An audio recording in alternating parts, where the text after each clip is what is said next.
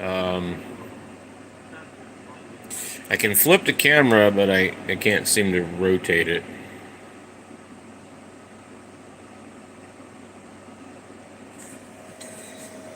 Orientation is locked.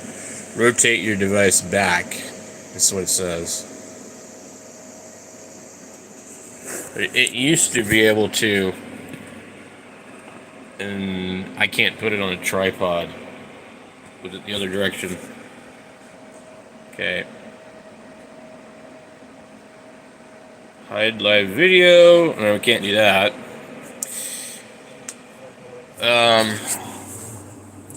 I have to get the other tripod out in order to do this because. Let me see something here. Give me 1 second. My phone is trying to update itself again. Okay. So we're live on the channel, but I gotta hold this other phone that I'm using. This is not my normal phone. I'm using I don't know what it is. It's a it says it has 108 megapixel ultra pixel camera, Carl Zeiss lens, blah blah blah. But anyway, I need to put it on the tripod. We have a new software update available on the Samsung. This is a Verizon Motorola like G Power. I don't know. It's kind of a cool phone from like 2021. It's got a crack in the glass, but it still works. So I was gonna try to do a live stream and show like just getting this Yaesu to work again. So I have a holder for the video thing here.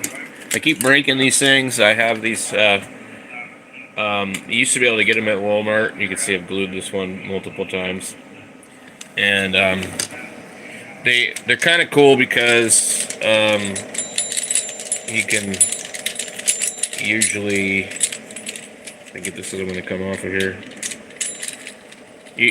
They usually have like multiple threads on them, so like this is one that got broken, and some of them are better than others. Like this one actually sucks because when you go to try and rotate it, it has like a little clicky thing that they want to use. It's really similar to this other one, but the design is different. So this is what I use usually to film with because the phone works better than any kind of camera I can afford. I do have some nice DSLR cameras. The problem is though that they just oops, what the hell did we accidentally do? They only work so good. So if this one will stay together,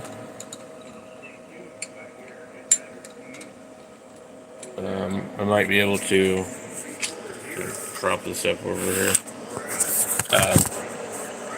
I might be able to use this one. I knock over the tripods a lot, so let me show you. So I'm gonna flip the camera. So with this thing here, you can rotate it so you're horizontal or vertical, and you just, put it whatever. But as soon as you drop this thing, it's gonna hit on this tripod. I use metal tripods from the thrift store.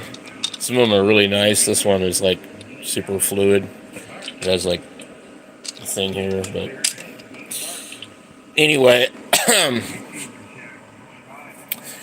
they're not allowing me to change the orientation on the live stream on this. And what I was trying to do was just free up the other computer because I don't want to stream from it. So see right now, it's like orientation is locked. So I'm just gonna get this thing into the deal here. I totally, completely forgot to get on 10 meters. I just completely forgot.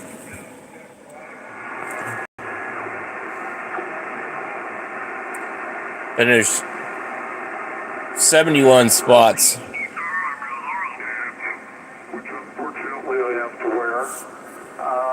it just really sounds fantastic. So the camera kind of ends up being in my way I gotta go. because it's in front of me. We'll see you soon. It's in between me and the radio. Thanks again for your hospitality. Really appreciate your saying hi there. Kilo Golf 4, Whiskey, Quebec, KW6J/7. Take care. Bye-bye. Oh, I am sure they will, buddy. Yeah, you'll have to remind me. I'll start a regular stream on the computer later. I was trying an experiment because the new YouTube says you can stream horizontal and vertical, and it's not letting me do it. So I thought, well, okay, let's just see if I can stream straight from YouTube Studio and not use OBS. And it didn't give me the option. And then I thought, okay, let me work on that, and let's just grab this other phone over here that I have and use it to stream because my phone's trying to update itself. There is a new software update. Yeah, it's like CIO 59 plus 10, beautiful.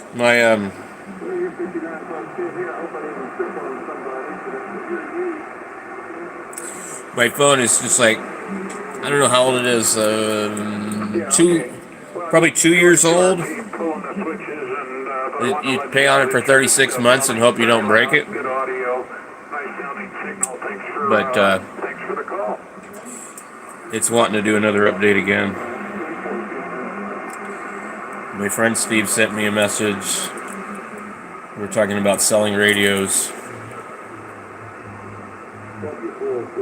Really? Wow. Are they going to be in like Europe or something? It's 1 p.m. here, so it's 4 p.m. at your time, right? Or wait. I don't know. I can't remember. California might be the same time as us right now or not. Okay. So, yeah, there's part of the year where the West Coast is the same as us, and then the other part is not. I'm still trying to clean everything up out here. Like, I've come to the conclusion as far as like the moving and all that. I'm going to sell what I can. I've got a little bit of time before they try and sell the house down there. And I'm not going to give anything away as far as my radio collection. All I need is a box and some bubble wrap and some foam. And I'll archive these damn radios. But I don't need 3 101s, so, but it's okay to keep a couple of them for parts. Like this radio in front of me, I don't really need it, but it's a cool radio, and if it comes down to it, like, it doesn't take up a lot of room. They're not taking up a huge amount of room. I've got a toolbox out here. It's like 56 inches by like 4 feet deep by like whatever. You know, that actual toolbox occupies a physical space that would exceed all the radios and ham equipment I own, you know. And we're not going to be like moving out of here living in a vehicle. So, I mean, you know, it's like one of these things is like, I've been in that situation so many damn times that every time I have to move, I'm like preparing to be like leaving with the shirt on my back, you know, and a pocket full of money with the stuff that I sold for a quarter of what it was worth. You know, I've done that like numerous times. I guess the best one I ever did was when I left Washington. I sold my other car. I sold all my stuff. I sold my welder. I sold my toolboxes. And I loaded my GSX-R 1000 in the back of a truck that I had just bought. Like a 91 F-150 4x4. I rented a U-Haul car hauler and loaded my 2000 Subaru Legacy GT on the back of it. And I drove from Washington to Medford, Oregon, to a place that I had prearranged, like a $500 room for rent. I don't ever want to do that kind of crap again, because then it was like, well, if the truck breaks down, hit the bike in the truck, everything you own is in all these vehicles, and you're hoping to make it there in one shot. And then after I moved from there, I sold the truck, I sold the bike, I had everything I owned in my car. I traveled for a minute and moved to Arizona, and then that didn't work, and I put everything back in my car and left, traveled a little bit, moved back to California, accumulated a few things after a little while, and then back to the same shit. Everything had to fit in the fucking car again. You know, I did that like numerous times. Then did the same thing again and again and again. I remember one of the times that I moved, I came back to Washington to visit, and my car was packed full of shit, and I couldn't even recline my seat back because I had this radio behind my seat. It was a Yaesu FT301D. And I ended up giving it to my friend Frank for like $150. And I think nowadays, I think you'd be lucky to get it for that. But I thought that I was like, you know, not getting a good deal.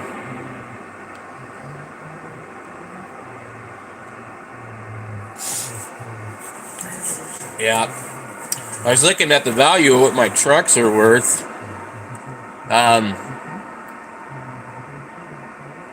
Kind of like both of them are basically worth about $5,000 maybe. I don't know. Maybe I should just fix the one. The truck with the most miles on it has the most maintenance records, and 250,000 miles or 412,000 miles. I mean, you know, I don't know. I don't really care for the 1997. It doesn't have 4 doors. It doesn't ride very comfortable. Actually, to be honest, I've been keeping it for a parts truck because it's got the same motor. Same motor, different turbo, different injectors, but you can change them all. It's not hard to change them. So,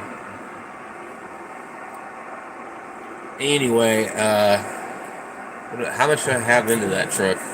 $2,000 on a transmission, $3,500 on the truck. So, a 97 F250, 4x4, extended cab, long bed, 5-speed, diesel.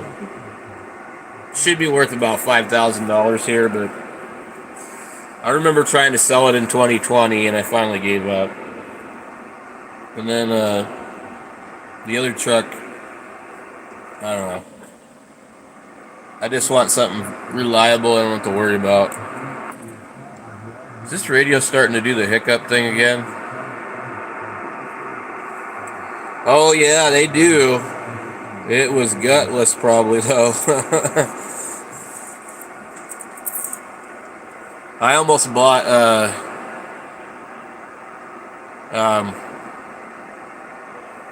it's like a little short bed flare side or something. It was a manual too. Because you know the Chevys are really hard to find a manual transmission. But it was a 3.8 with a manual transmission. It was like a 96 or something. I almost bought that thing. I'm glad I did not.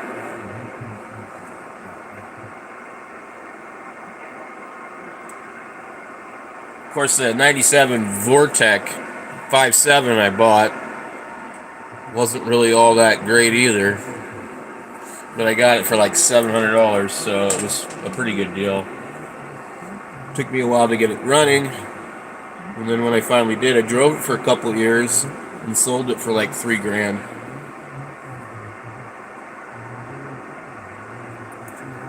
Let's see what's on here. I gotta get this radio working. It doesn't want to work with the signal link. It doesn't want to work with... I had one. Actually, it was my first truck. I think my first truck. An 88 F-150 4x4 300 with a stick. Yeah, that was a cool truck.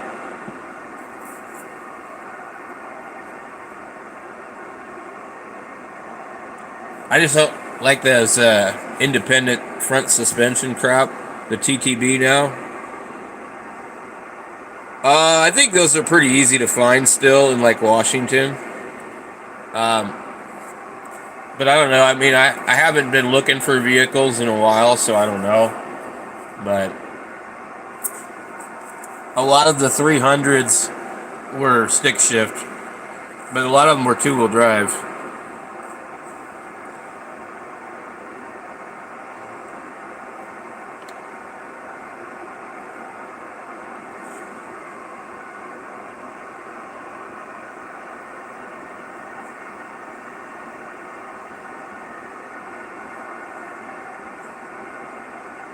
I'm trying to remember what the hell went wrong with that truck.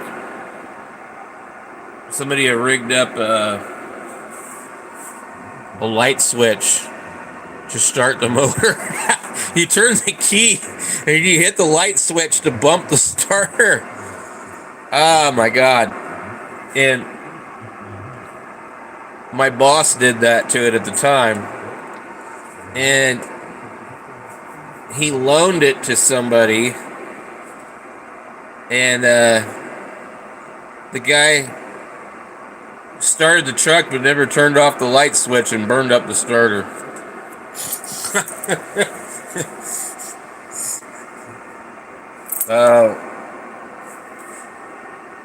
Which is surprised, like, didn't rip all the teeth off the flywheel.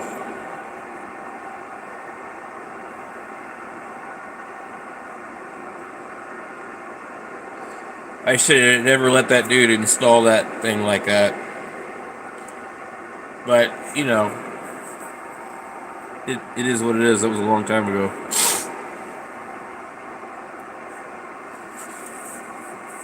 But anymore, I just don't want to fix anything anymore. I could fix my 2002.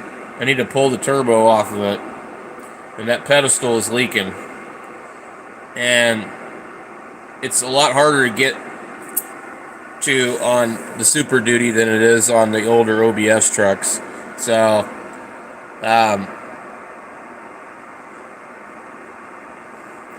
but the other truck, I just need to get myself a set of 235 85 16s. And I know this sounds crazy, but probably pull the 4-inch leaf lift off that truck. And I've got a set of leafs for the front. So when they lifted it, they bought some kind of kit. And the only problem with that truck is that the TTB crap has drop brackets that are welded to the frame. And so you could lower it back down, but I think you'd be better to just leave it lifted. And what it really needs is it needs a front axle, a solid axle. But it's an F250 HD, so it has the damn TTB front axle, which I can't even remember what the hell it is. I guess it's just a Dana 35 TTB or something, but it wears out the fucking front like, you know, bad. Well, those trucks don't even ride good anyways, but the rear has extra leaves in it, and I think I just have to like go in the junkyard and look at another F250 HD, or try and find pictures online to find out how many leafs it's supposed to have. But they may have just absolutely replaced the rear leafs with a lift pack. I don't know, but it doesn't have blocks or anything like that. So, but it's so fucking rough driving that truck. It's horrible. And then I need to replace the bearings in the steering column. And then I think the turbo seals are bad on that one.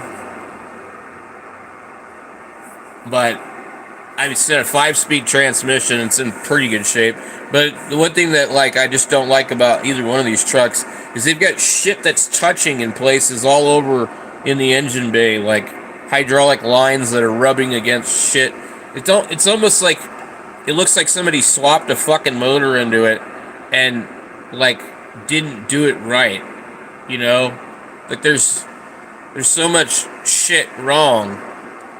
Like near the steering column and the power steering lines and all that shit. It's like when I bought it, there was like rags in between the lines and the frame, and so it wouldn't rub through, and just all sorts of fucking shit. I was in the driveway one day, and I was working on it because the front suspension's so fucking horrible. And I went to go turn the steering wheel while it was parked, and I broke that spline joint in the driveway. It wasn't running, but I went to turn on the steering wheel and I broke it. And it's actually pretty hard to find that part. I didn't break the rag joint. I ripped the splines ripped off. So I had to go get like a whole nother like rag joint and steering section off of another truck, and they're specific for the most part to an F250 HD. So in '97, I think that they had switched to the new body style on the non-diesel trucks, I think. So that was another problem with that truck. So you really basically look for like a 94, a 95, or a 96. But a 97 is kind of an odd year for an HD. But it's fucking horrible driving that truck. The TTB, the lift, it rattles like fucking shit. The bed on the back is crooked. Don't know why. It's like almost like it has a fucking bent frame or something. But I don't think so. And then steering column flops around, you know. The seat was fucking broken. I had to find some other seats at the junkyard, and they're not nearly as nice. They don't have the armrest. And what else? I think there's a hole in the firewall near the passenger side. Almost like maybe they lifted the cab off the truck and poked a hole in it with a forklift. I don't even know. But something happened to it, and it had a Banks turbo kit on it. And you can tell by the front of the truck they crashed it into something, and they took out the intercooler.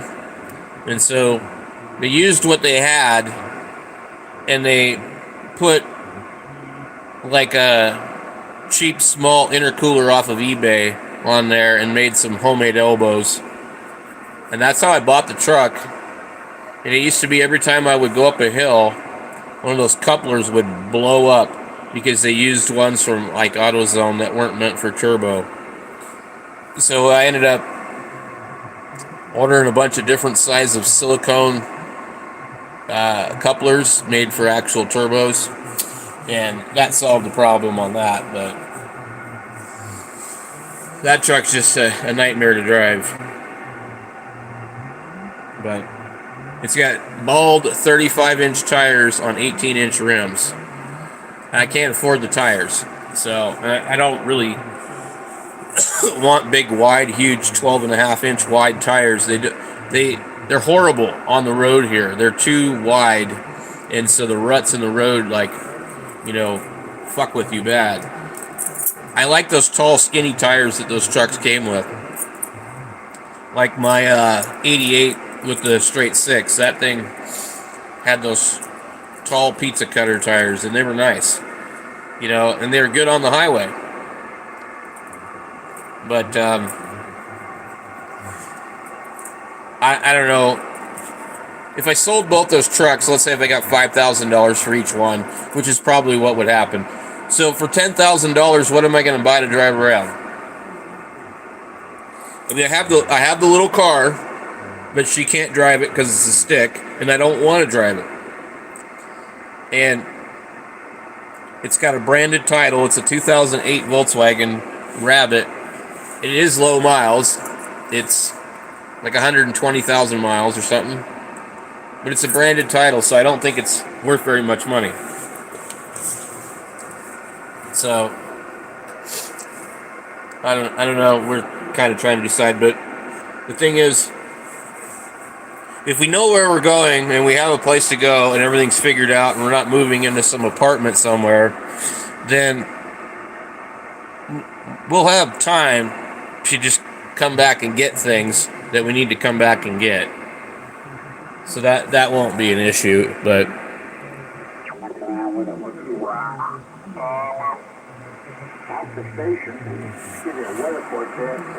yeah, it's I think it says rebuilt, or maybe it says branded. Every state is different. I think it says rebuilt. Either way, people don't want to buy those.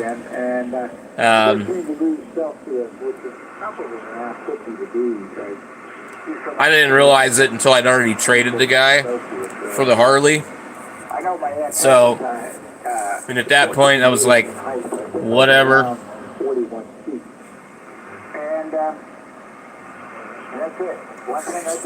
Now, in Washington State, what would happen? Let's say you crash your car and you broke the core support, like that's what happened to this Volkswagen. You'd have to replace it and wait about a year to get an inspection at the state patrol. And they would inspect it, and then they'd issue an affidavit, and then you could apply for a new title.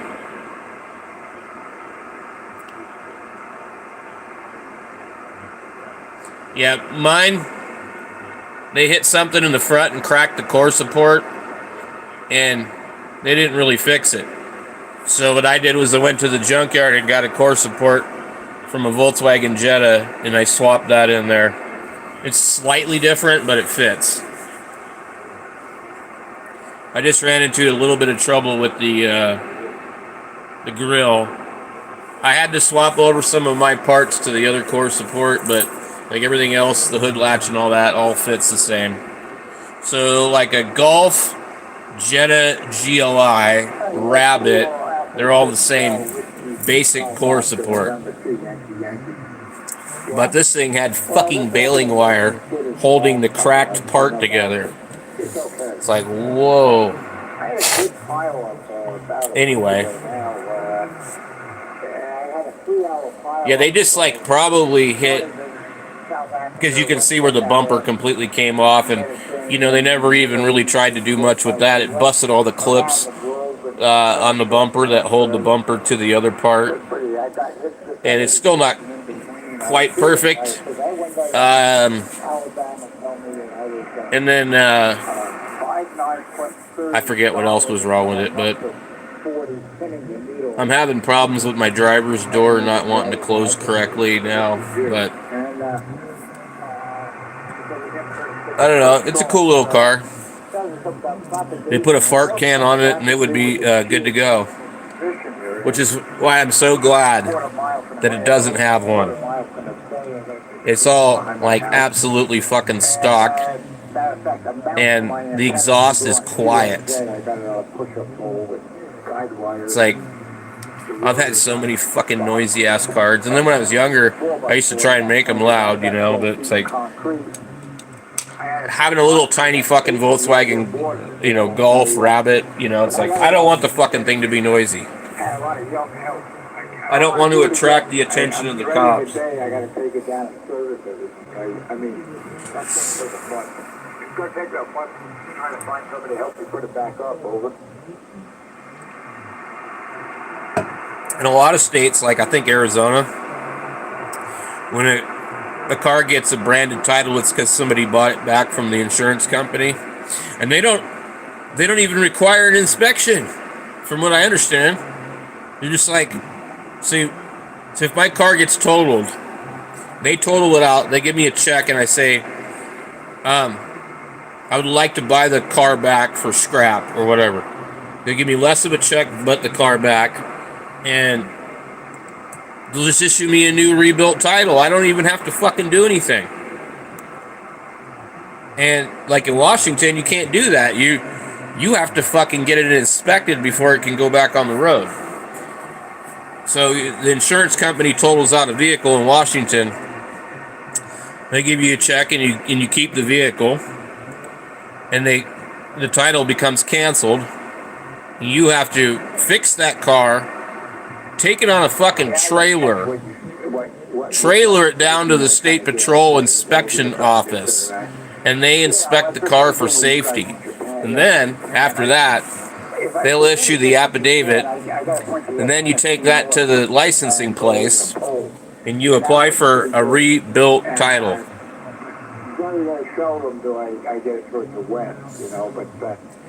Well, I had a 97 Trans Am that had an electric cutout, and sometimes it wouldn't close. And that fucking thing was loud. I used to love playing around with that cutout. Oh shit, that thing was fucking loud. I remember the mechanical ones. I never had one, but I remember seeing them. I had a 97 Trans Am with AFR heads and a cam, and it had mid-tube headers on it, and they go into a Y pipe into a single cutout. It just dumps, and then that goes into the back, and then you have like some kind of dual outlet, fucking single in, dual outlet, fucking fake dual exhaust Flowmaster. But boy, you'd open the cutout on that fucking thing, I swear to God, that thing was shaking the ground. And it had just enough of a cam to be kind of lopey for fuel injection. It had the T56 6-speed transmission, but I never liked that car. It was like,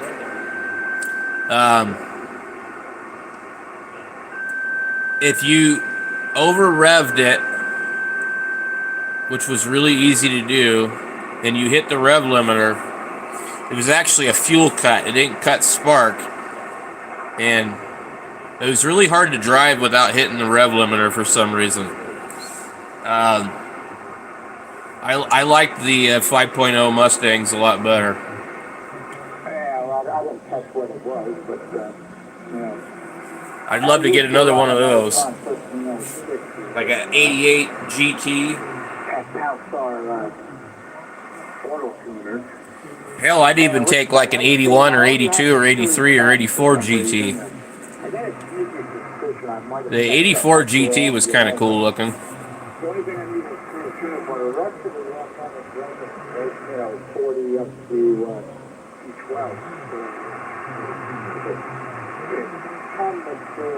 Real heavy on this,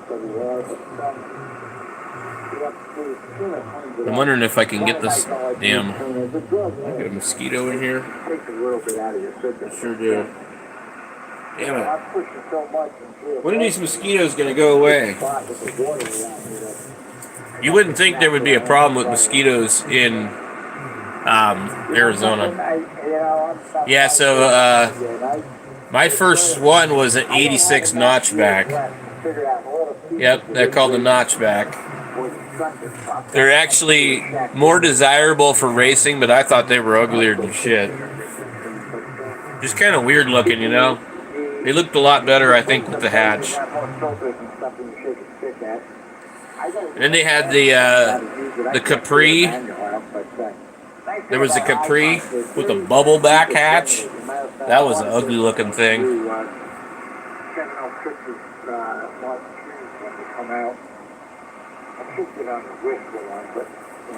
One of my cars was a T-top car. I had a convertible too. I had a, I think it was an '88 GT convertible. You know, anyway. So, well, you got a good signal for 100 watts coming out of California, right? 2 Alpha 6 Whiskey Golf Oscar November 2 Yankee. Yankee. A lot of yanking over there.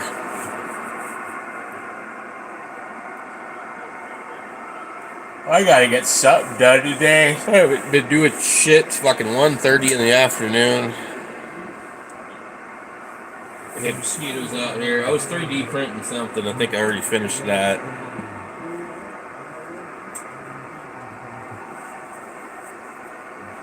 I gotta get this radio working. I did change the rails on my Zygu. Switched over to these green ones. Just part of them. But this thing here, I wanted to do some FT8 on it, and I don't know. I swear I used the signal link on it a couple years ago. Whiskey Golf Oscar November 2 Yankee. Yeah, 73. Happy Halloween. I guess my holiday. I bought some pretty cool cars back in the day. Like, when I say back in the day, I mean like 2004 to like 2014. And I've gotten some for like $500 that were like just absolutely a blessing. It just like, I wish you could still find deals like that, you know? But that 5.0 Mustang, the 302 engine, fuel injected, that's like one of the smoothest fucking like V8s that I've ever owned. Like, I've had several of them, and they just would run so fucking smooth. It was like a shitload of fucking low-end fucking horsepower and torque. But those days are over. I mean, where are you going to find the parts for the fucking shit anymore? I mean, I used to be able to go to the junkyard and find a 4-cylinder Mustang with phone dialer wheels on it, you know, and pull a set of wheels off the fucking thing at the junkyard, and they were like, you know, $20 or $30 a fucking wheel. You know, and I mean, they're not expensive anymore, but any more than they really were back then, but you aren't going to find them. I found a set of wheels at the junkyard on a Suburban for our Tahoe, and I think they charged me about $40 or $50 a wheel. There was like some kind of core charge, and that was what made it actually more expensive. But they were like brand new fucking wheels, tires, and they were already on the rims, so that saves me a bunch of money right there, because what I've done in the past is I've just been so broke, I would go find a tire at the junkyard, and then I'd pay $20 to get it mounted on the rim, and I'd do them like one at a time like that. Well, if you're $20, already you're at $80 just to change 4 wheels, and then now they won't even mount anything that's like, I think they're saying 4 years old now here. Yeah, 4 years old. When I was in Washington, I had tires that were like 20 fucking years old that looked better than tires that were like 5 years old in Arizona. It was just like crazy what the sun does to stuff here. It just absolutely just annihilates everything.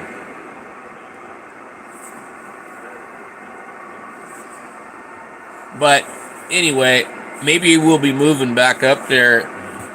And you know, one of the things everybody told me before I moved here, I lived in Arizona before, but before I moved here, her uncle used to come down here, you know, a couple times a year to go see his mom. and he bought a truck at a used car lot down here. And he was always telling me, he's like, oh, trucks are cheaper in Arizona. And I got here and I'm like, dude, they're like 3 times as much money as they are in Washington. And I think, though, it was actually true what he was saying at one point in time, but when we were moving, everything changed, because this is like, 2017, Penny saver. We used to have, in Washington, there used to be a newspaper called the Little Nickel Want Ad. And the Little Nickel Want Ad, I bought a couple of cars out of that over the years. I think they might still be available, online.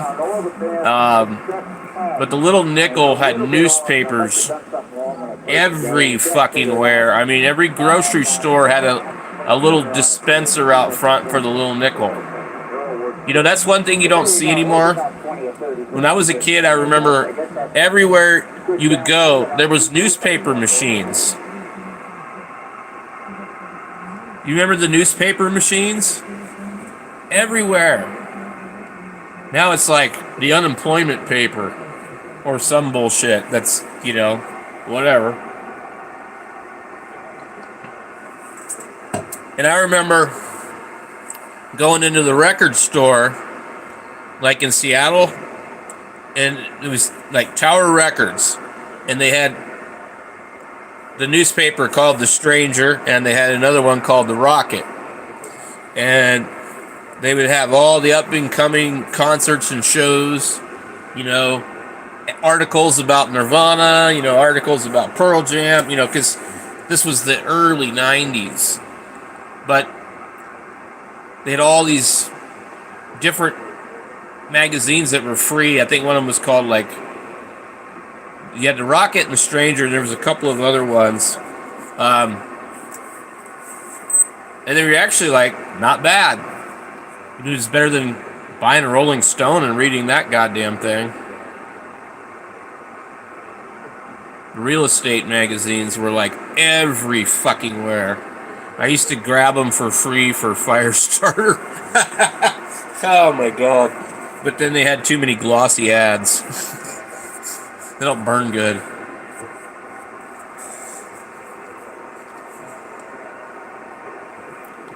Yeah, I don't see anybody. Where do you buy the newspaper anymore? Do they have them at Walmart? I remember vending machines, the USA Today, the fucking Tribune, the New York Times, all these fucking newspapers.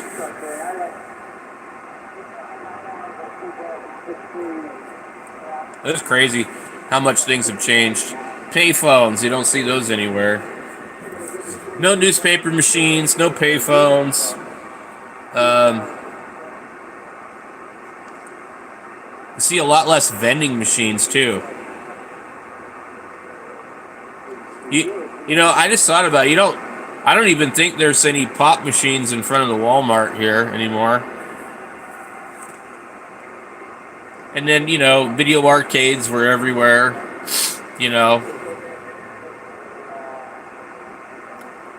It's just kind of sucks when you think about it.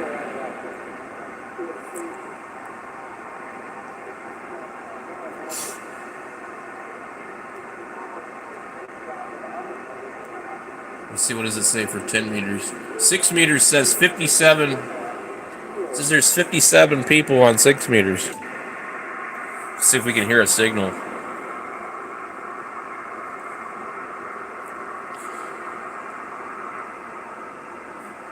Well, I think I want to get rid of these 2 diesel trucks. I'd love to have a brand new truck, but obviously, I can't afford that. I want something that just, when I need to haul and move stuff, I can. I don't need to tow anything. I do like having a long bed, but, whatever. But I want something that's big enough that the whole family can fit in it. That's why I have a 4-door. And I don't want to have to worry about it breaking down. If it was just me driving it, I would just call AAA when it breaks down. But now, if it breaks down, I have to listen to my kids whine. So, I can't be doing that. Yep, there goes some FT8 on 6 meters.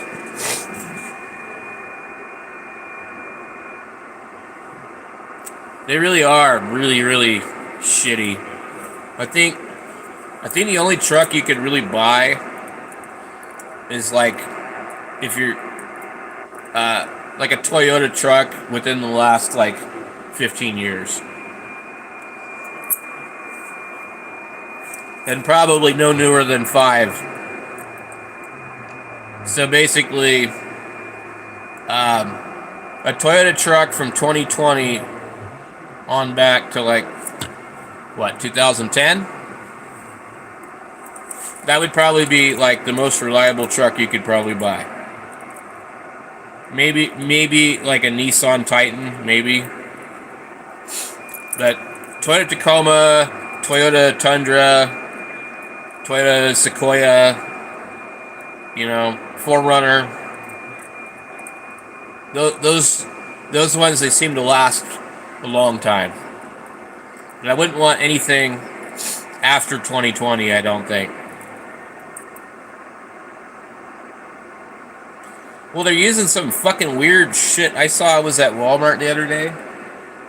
0W16? What is that? I've heard of 0W20, but I'm pretty sure it said 0W16. And the first number is like what? I never understood this, and it's like, I've been to tech school, I've worked at a million shops. The winter weight is what the W is supposed to mean. So 5 and 10. And they claim that the tolerances of the engine are so tight that they need thinner oil. I'm like, I don't know. But the first number, I think, is what it's supposed to be once it heats up. And the second number is what it's cold.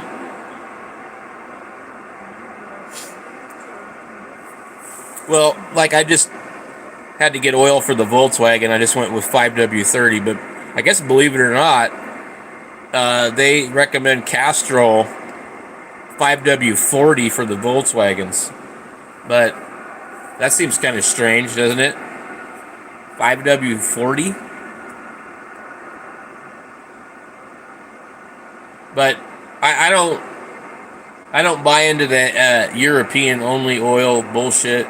Like, I'm sorry, Walmart full synthetic is good enough for fucking me. You can keep your $27 fucking jug of Castrol. I'll buy the $18 jug of Walmart full synthetic. But 5W30 would supposedly be 30 weight when it's cold and 5 when it's running, I guess. I can't remember how this shit fucking works. And I had a teacher in shop class that explained it to me. This is what it means, blah, blah. And I think it's always the backwards from what I think it is. I think it's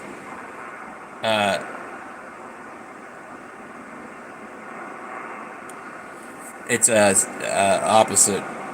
If you actually change your oil. Oh, well, Walmart oil, Supertech brand oil, is usually made by, I forget what company, but if you go on a website called Bob the Oil Guy or whatever, there's a lot of people on there that study this shit, and they know who it's made by. But anyway, it's changed over the years. But Walmart oil used to be made by Mobil. And I don't know who it's made by anymore. I don't really fucking care. There's really only one kind of oil that I try and avoid, and that's Pennzoil. I can't stand Pennzoil and the yellow can of death.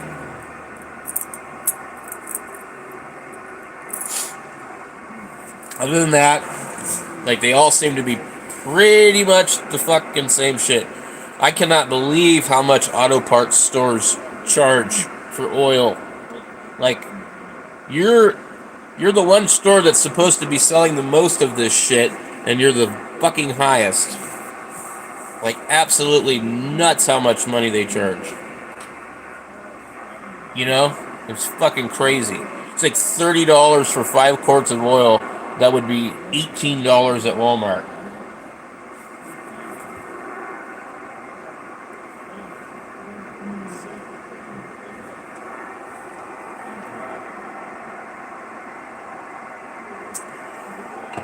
Yeah, supposedly back in the day they found they were using paraffin in their oil. I remember when I was a kid, my dad used to buy cans of oil, Pennzoil, and it had a metal lid and a metal bottom, and it was, the rest of the can was made out of cardboard. And you know, you'd either use one of those special funnels or a fucking can opener, punch a hole in the top of the can and pour your oil in. And I just remember those Pennzoil cans being all over the fucking place. And they would sit outside in the backyard, because we lived in like a 5-acre piece of land. My dad never picked up shit. And they would get rained on, and they would unravel, you know, but they were cardboard with like foil in the inside.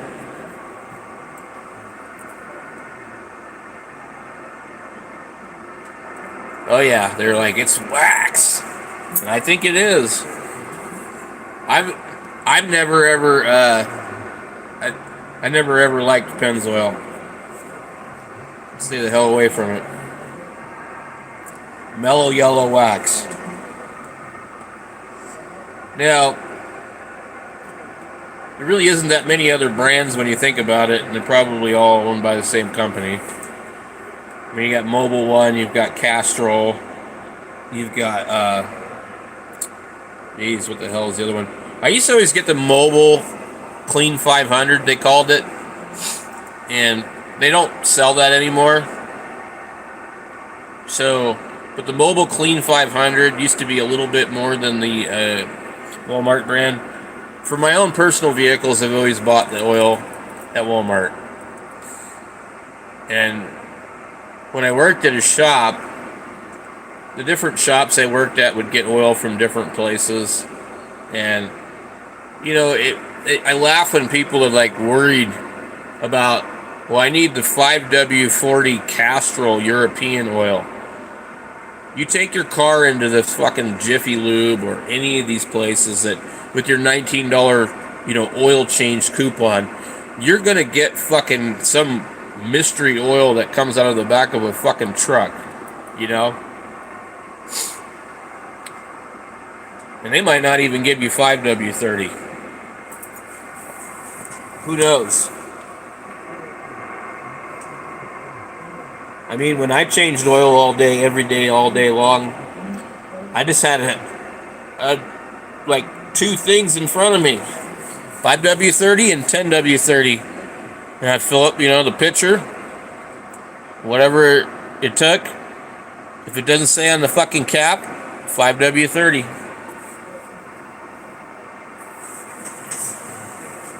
Well, then I think back when I really was younger and I worked at a shop, we had a lot of 10W30. And then after a while, they were like, 5. Then all of a sudden, they come up with this bullshit. They're like, you don't need to change your oil every 3,000 miles. And then, so now it's like, I don't even know what the fuck it is now. They're like trying to tell people that they don't need to change their oil except for every 5,000 miles or some bullshit. It's like, fuck that.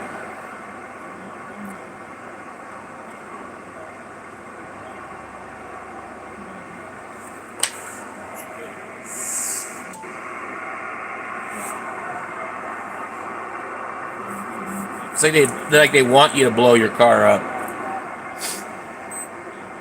You're like, yeah, just change it in 100,000 miles. You'll be all right. You'll be good. It'll be all right.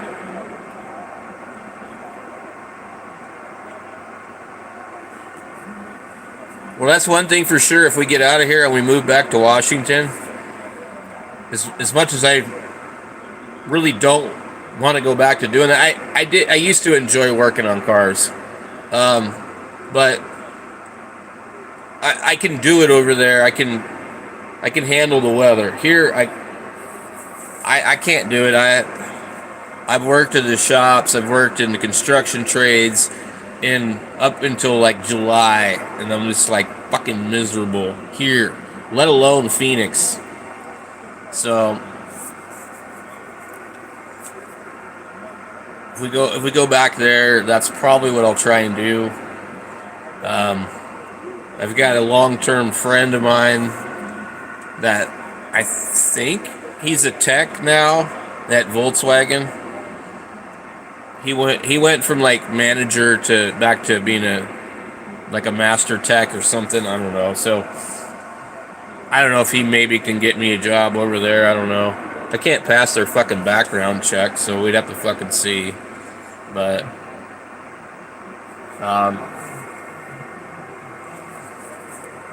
get a job at a Kia dealership or something, changing motors.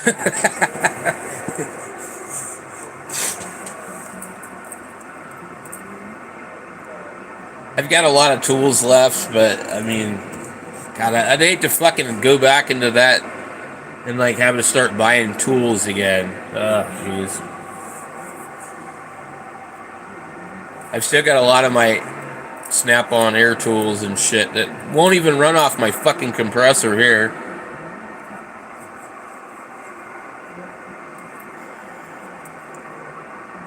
I've just pretty much quit working on shit at home, and if I do, I've got like a electric impact.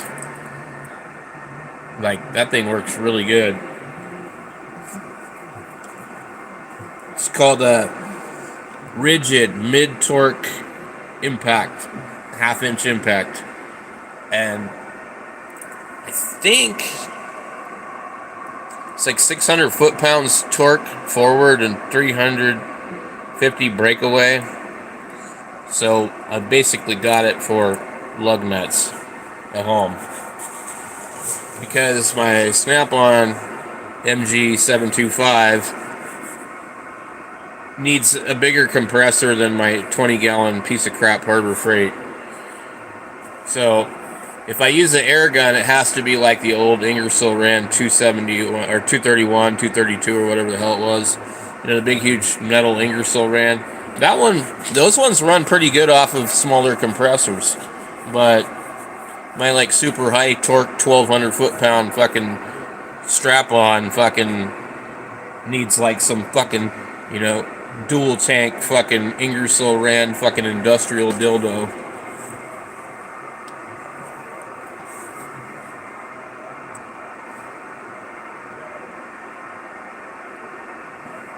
But my back is so bad, fucked up from too many car accidents. I don't know if I could handle being hunched over the hood all the time trying to figure out problems with these newer cars. I don't know if I could do it or not. But if that's what I gotta do to take care of my kids and stuff, that's what I'll do until I can find something better. I can walk into a shop and go blah blah blah blah blah blah blah blah blah, and they're like, okay, we'll hire you. You know, I've done it a million times. I don't know any other job that I could walk into and talk myself into a job.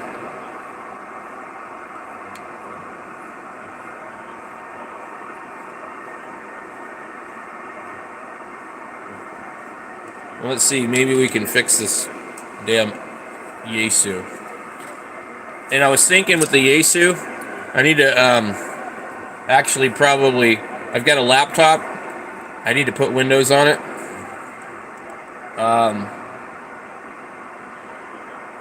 But I'm wondering, shouldn't the Yaesu be able to work on cat control? Not cat control, but Shouldn't you be able to use the Yaesu with just the signal link to do digital? Shouldn't you be able to use the Vox to key up off of the signal link?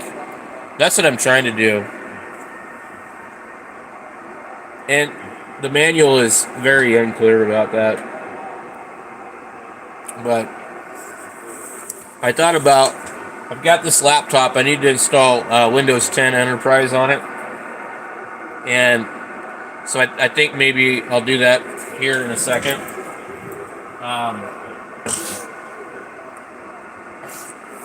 I just need to move some of this stuff around. I gotta get something done, you know? It's like, yeah. I was gonna show you, this is the connector on that radio.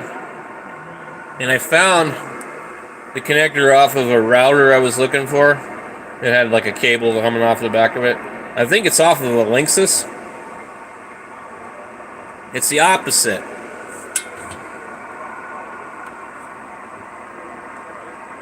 So there's also a sleeve.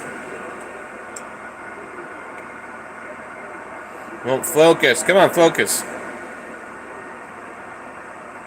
So that's off of the router. And the radio one looks like that.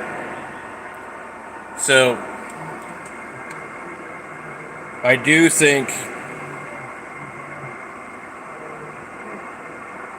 that this is a reverse version of it. I do think so.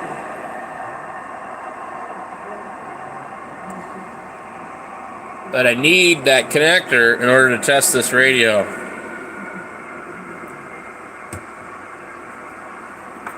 So,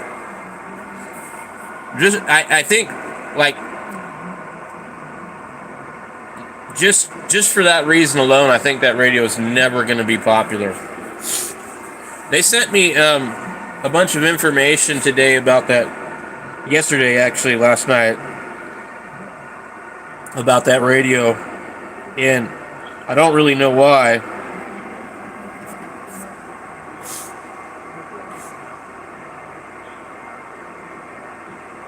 It was like some like secret menu stuff, but then like a picture of the inside of one of the radios.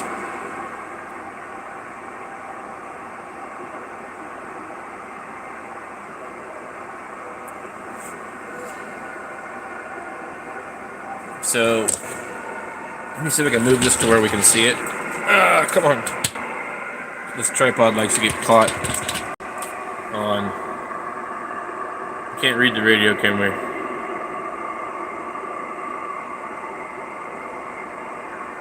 Okay.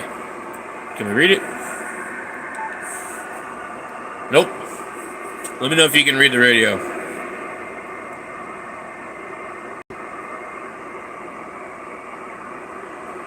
Oh yeah, you can almost read it, huh?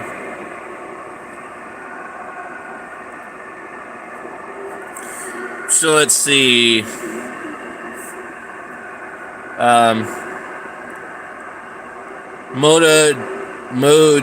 Mode data in data.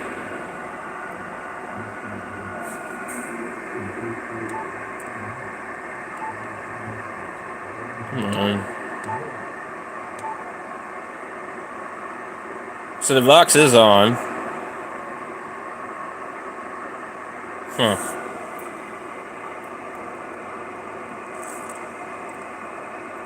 The screen has got a lot of flicker on the Yaesu.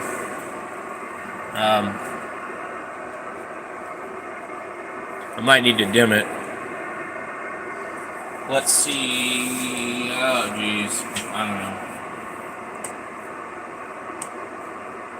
Maybe pull up the FT8 stuff.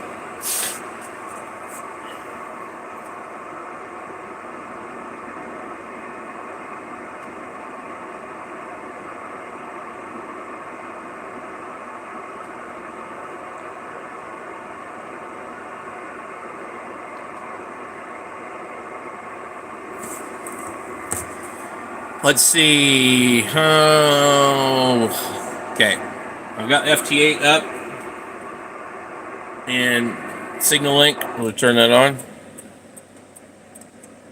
Okay, so now I turned the Signal Link off, but as you can see right now, we're in TX. So it's triggered.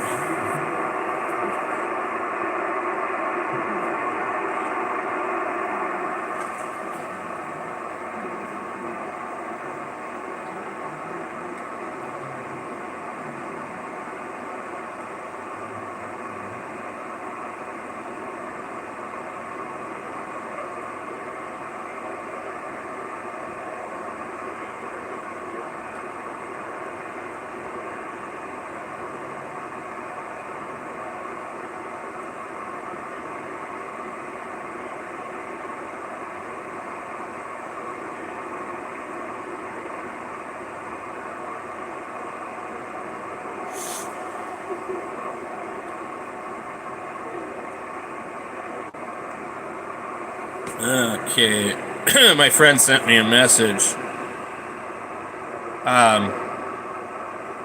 Well, it's not even supposed to be transmitting. My friend with the TS850 said that it quit working. The display went blank. I told him there was something wrong with it. He didn't believe me. He's like, "Oh, it shouldn't drift that bad." I'm like, "It drifts." No. It's doing it as soon as I turn the Vox on. Watch. Okay. I'm not transmitting.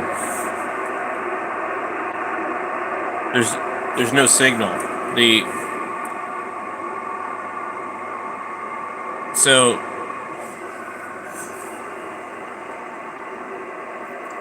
I'm not sure how to explain this. So okay, so let me back out of this.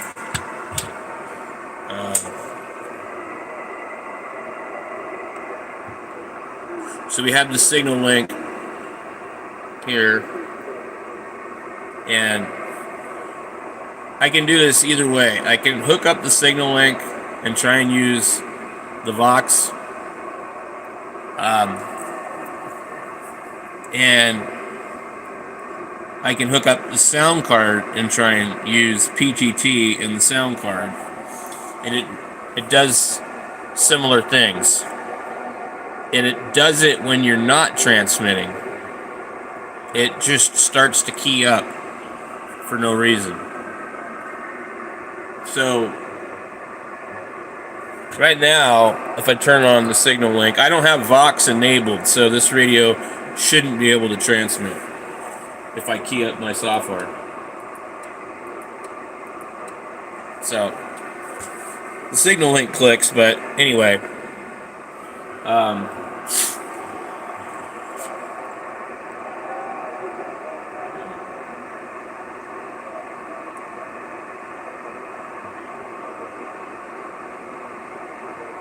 hold on one second. I gotta look at this message he sent me because he wants me to fix this radio.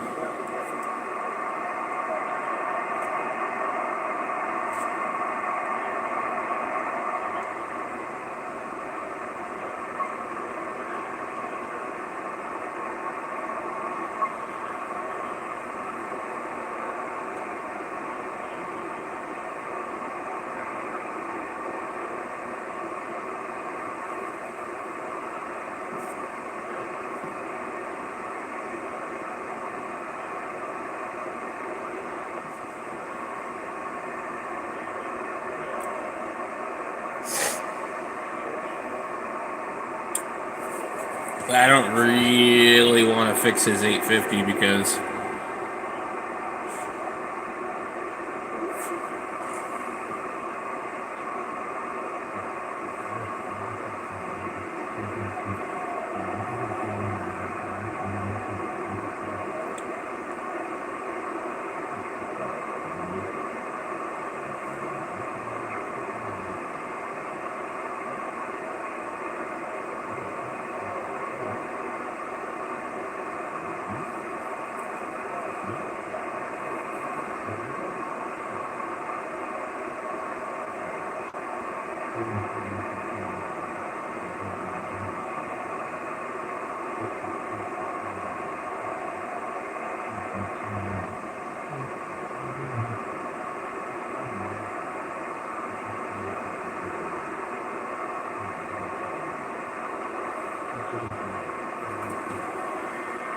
What's going on, Clint?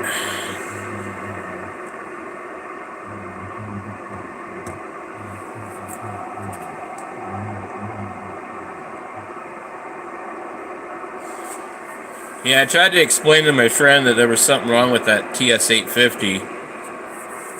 And I told him that the 940 was the better radio.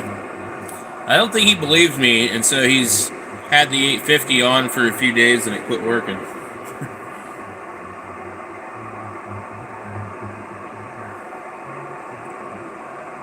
But he wants to fix it, and I don't know why. I don't know how much he paid for it.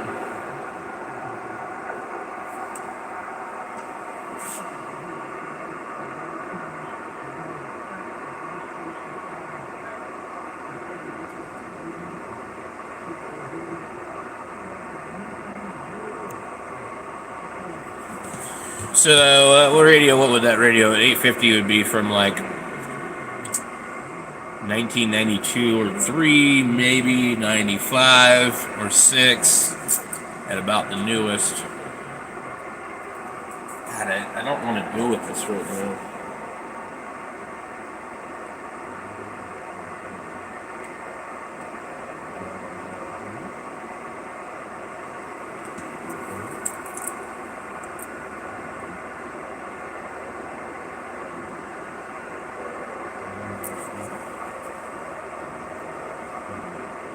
What the hell?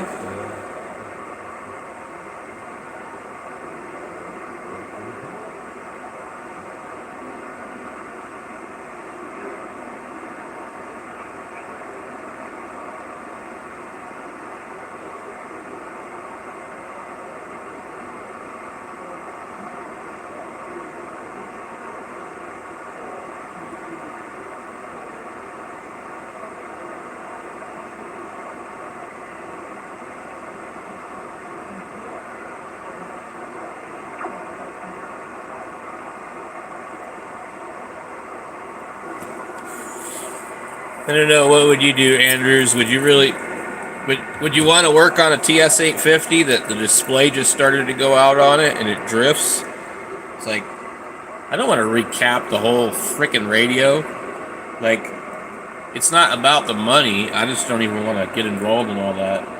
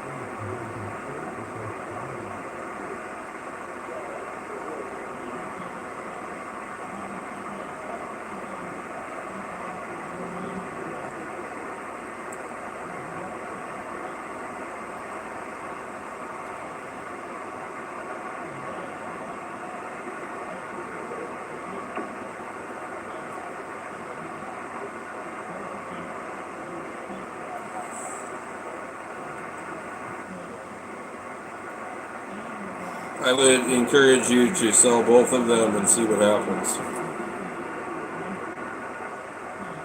I think you'll find the market is not what you think it is.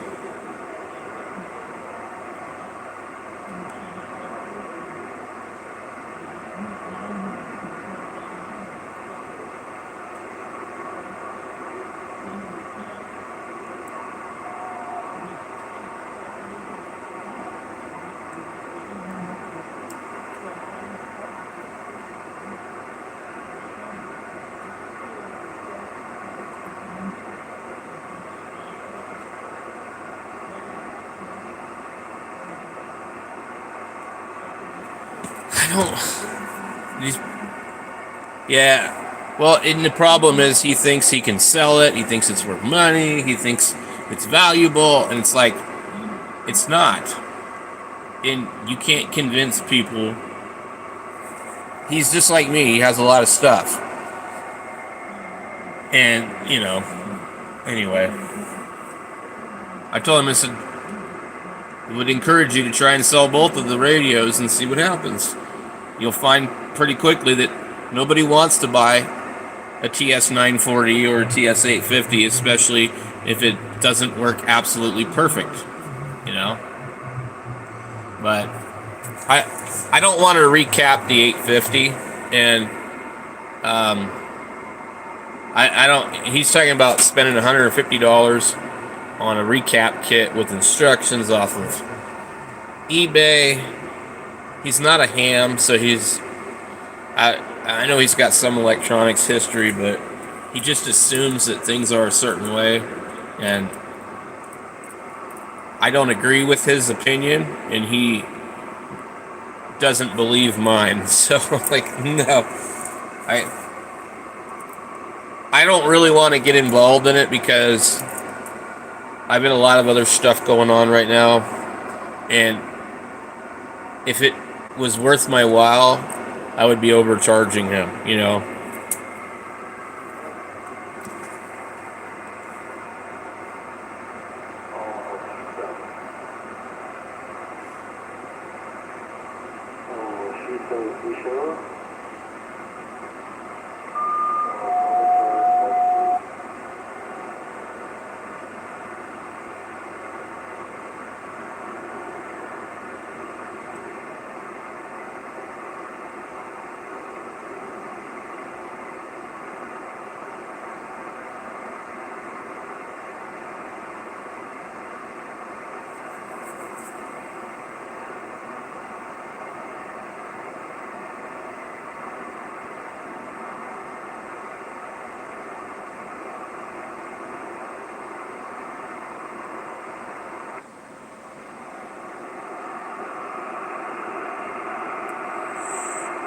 You really need to get your ham radio license so that you have a better understanding of this stuff, because you have this concept that's incorrect on most of this stuff.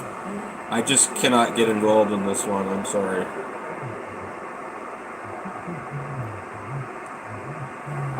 I hate telling him. I'm like, he believes the stupidest shit. They told him that the radio was $3,000 and there was this and that, and it's like, oh man.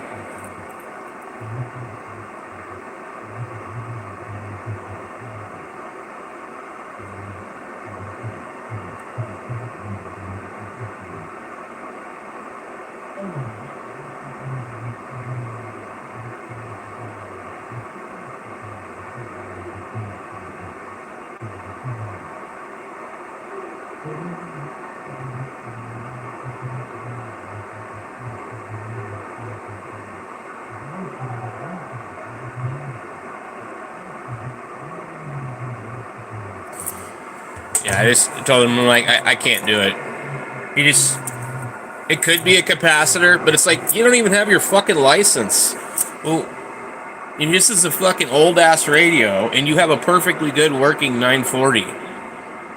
Like,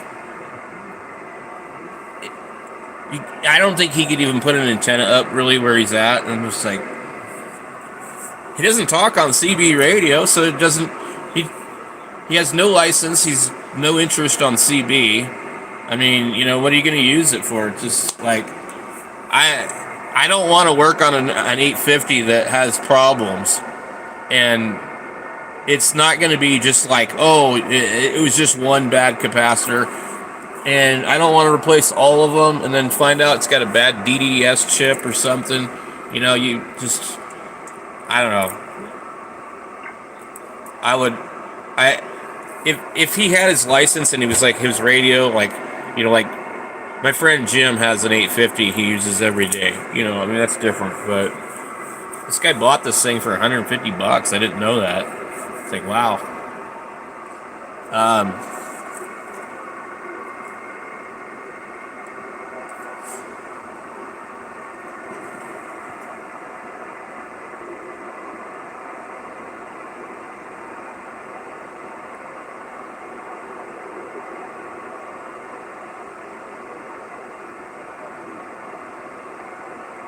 The last type of these radios that I worked on had a bad DDS chip,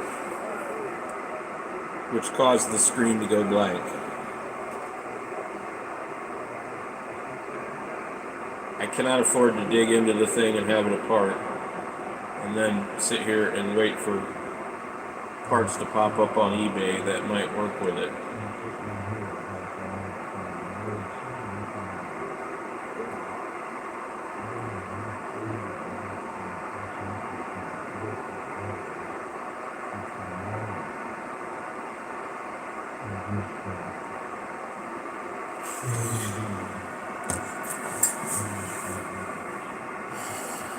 Yeah, that's what I'm telling. You could make more money parting it out on eBay than you paid for it.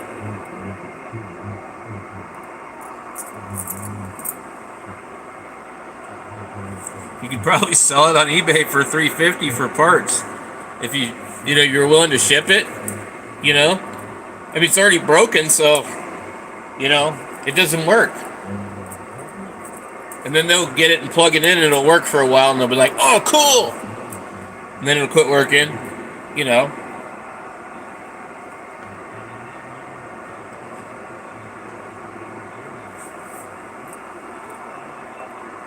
But it's not really like I don't know. I'm not like having to move right this second, but it's not something I really want to get involved with. And $150 is a pretty good deal, even if it had not worked at all. So like that's why.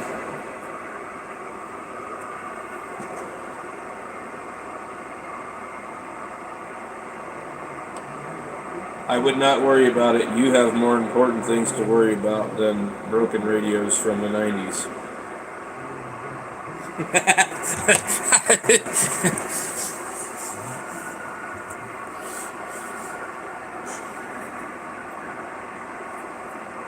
I'll talk to you later. I've got some stuff going on over here I gotta finish.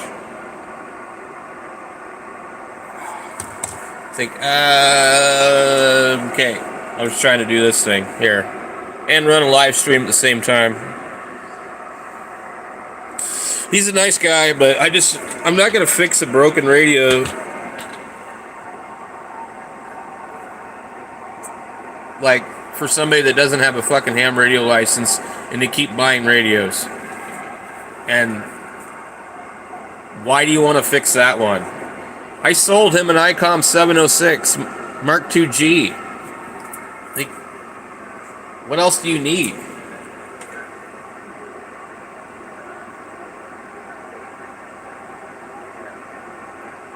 Use that.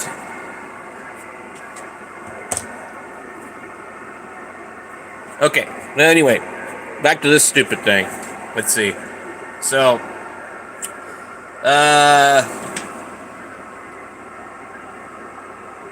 so what I'm wondering is if I could just get a different computer. The bad thing is I'm trying to show you what I'm doing, but I can't really.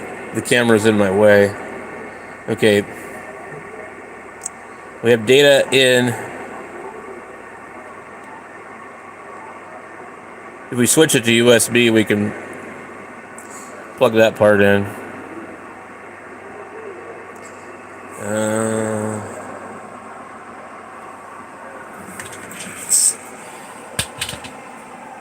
Damn. I'm just actually going to plug the.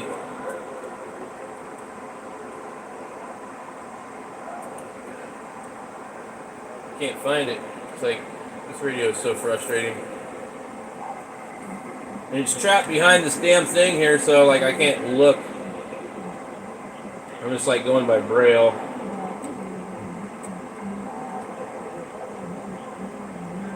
There we go. Okay.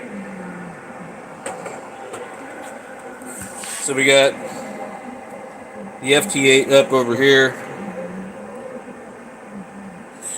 What's going on, Pat? Well, it hasn't happened yet, but yeah. So they're gonna sell the house down there, and then she wants us to move out. And we don't know what's gonna happen, so we don't want to live with her weird boyfriend. He looks like he shouldn't be within 50 feet of a school. He's one of them kind of guys. We tried to look up background information on him. We couldn't find anything. But when I was down there working on her car, I mentioned something about my kids, and so the reaction from him, I did not like it. So, but he's also just I don't know. I'm trying not to be mean, but like, I don't like the guy, and I sure don't want to live with him. Let's put it that way. And so we'll see what happens, but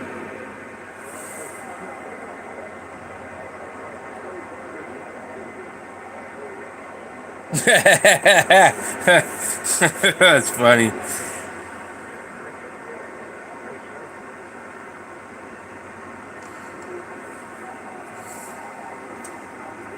Yeah, that's the other thing, Pat. I don't want to live with my mother-in-law alone, let alone her weirdo boyfriend.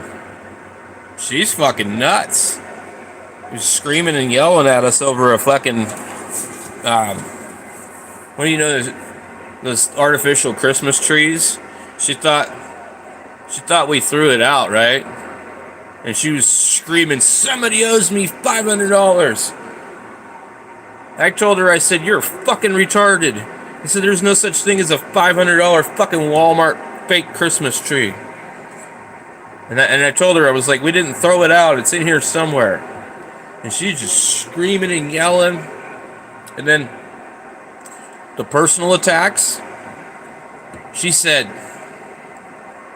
I got mad one day and threw a coffee cup across the house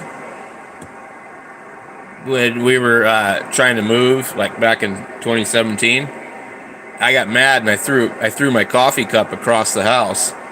And so this is like fast forward to like 2019 or something, maybe, this argument. She turns around and says, "You tried to assault me before. You threw a coffee cup at me." I'm like, "No, I didn't. I threw a coffee cup at the wall, not at you. You weren't even anywhere near it." And she's like, "You tried to hit me with a coffee cup." And I'm like, all this bullshit over your fucking Christmas tree, and Elizabeth had found it. It's right here in the fucking storage area, you know? And that's the kind of bitch she is.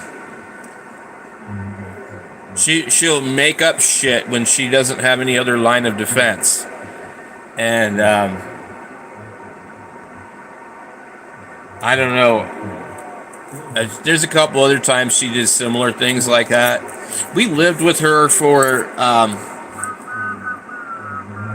a couple of months before. So basically, she wanted us all to move to Arizona. We wanted to move by ourselves to Southern Oregon. And she didn't want us to go because she didn't want to. There would have been like, I don't know actually, because her sister was living at the house with her, paying rent or something, or paying something.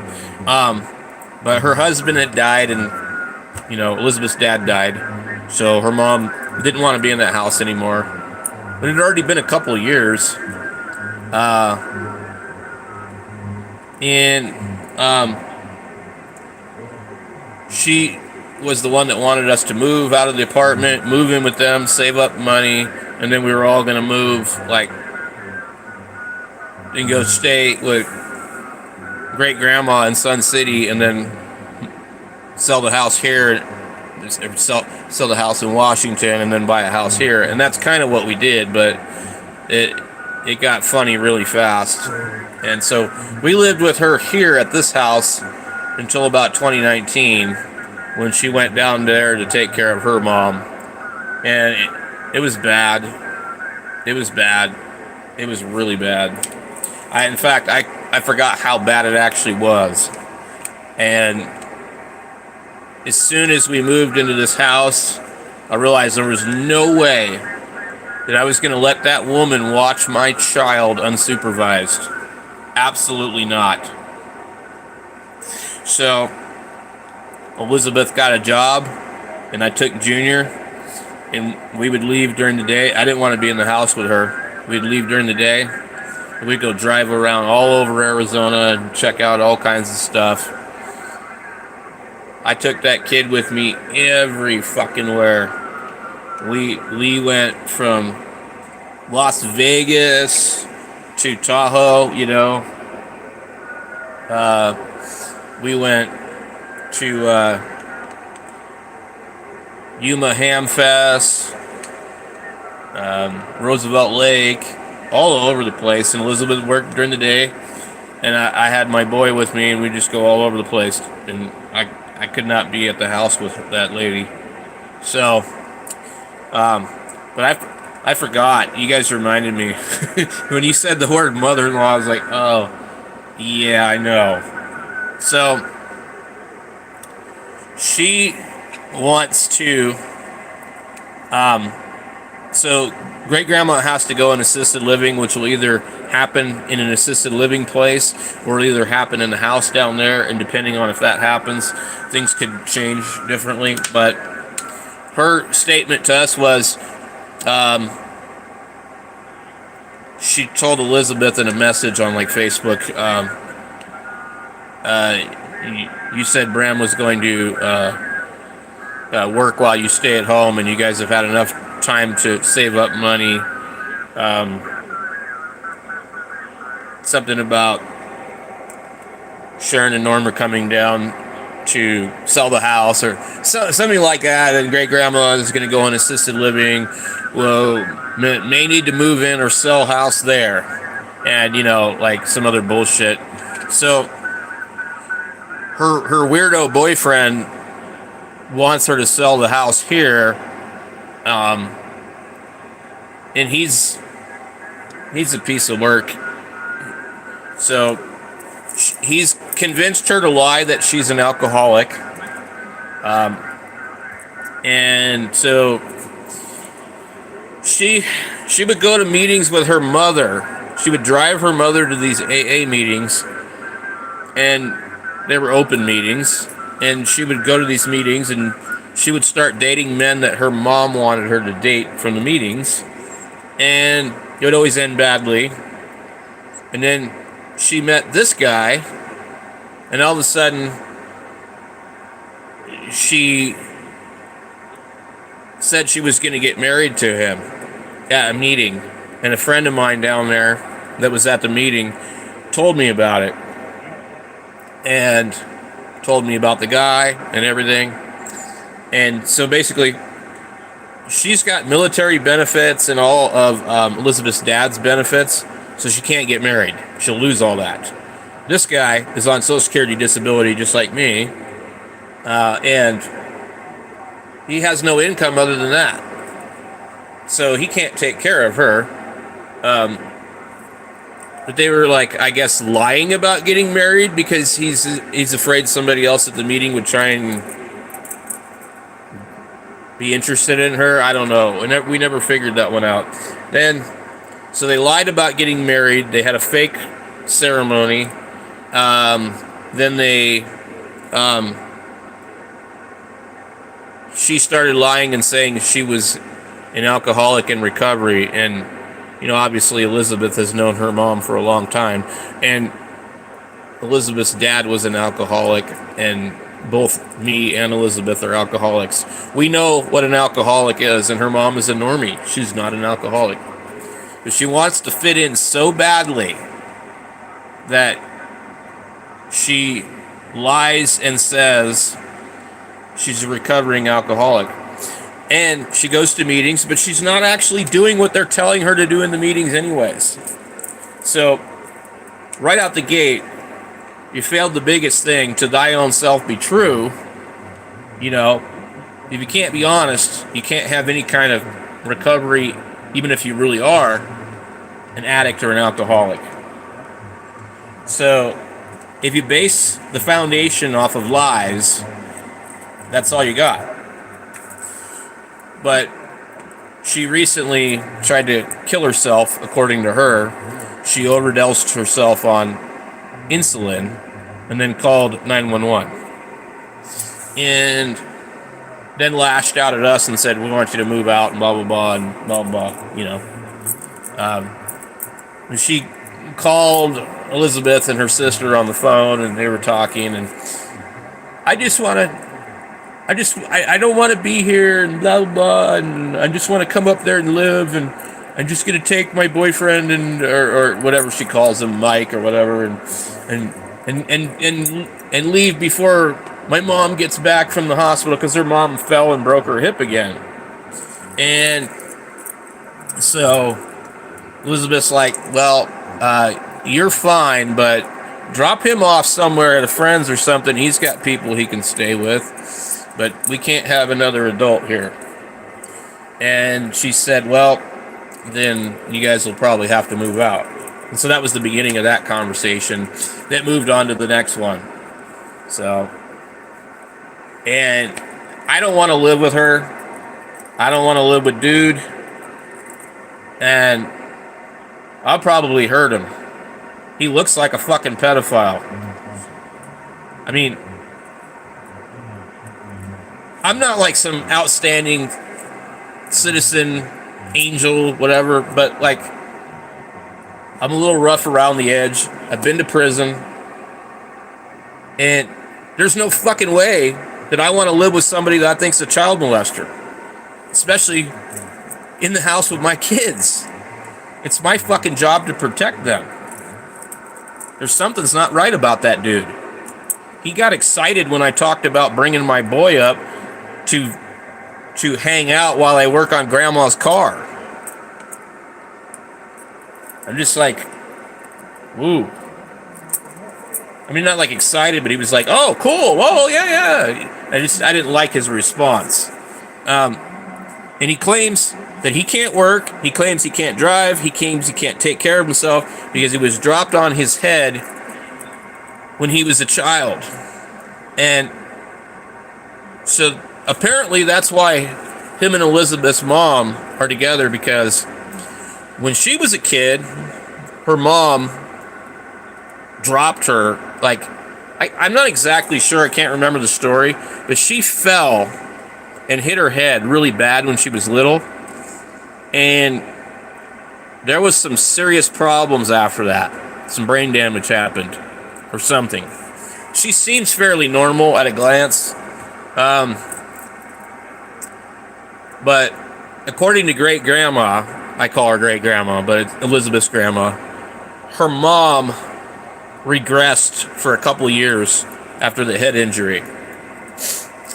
And so supposedly these two fucking nut jobs bonded at a fucking AA meeting because they both been dropped on their fucking heads. And we're destined for each other. I love you. Even though you look like a pedophile and you're 71 fucking years old and almost old enough to be her dad. You know, her mom is like late 50s. This guy's 71 fucking years old. And he looks fucking nasty, and he smokes fucking roll your own cigarettes all fucking day. And he just looks like a fucking prison child molester to me. That's what I see. He's a fucking pedo. He just ain't never been fucking caught, probably. But anyway, he says he can't drive because he can't see good enough, but he doesn't wear glasses. He says he's got seizures and paralysis. I watch him walk around. He doesn't have a fucking cane. He seemed to conversate pretty normal to me.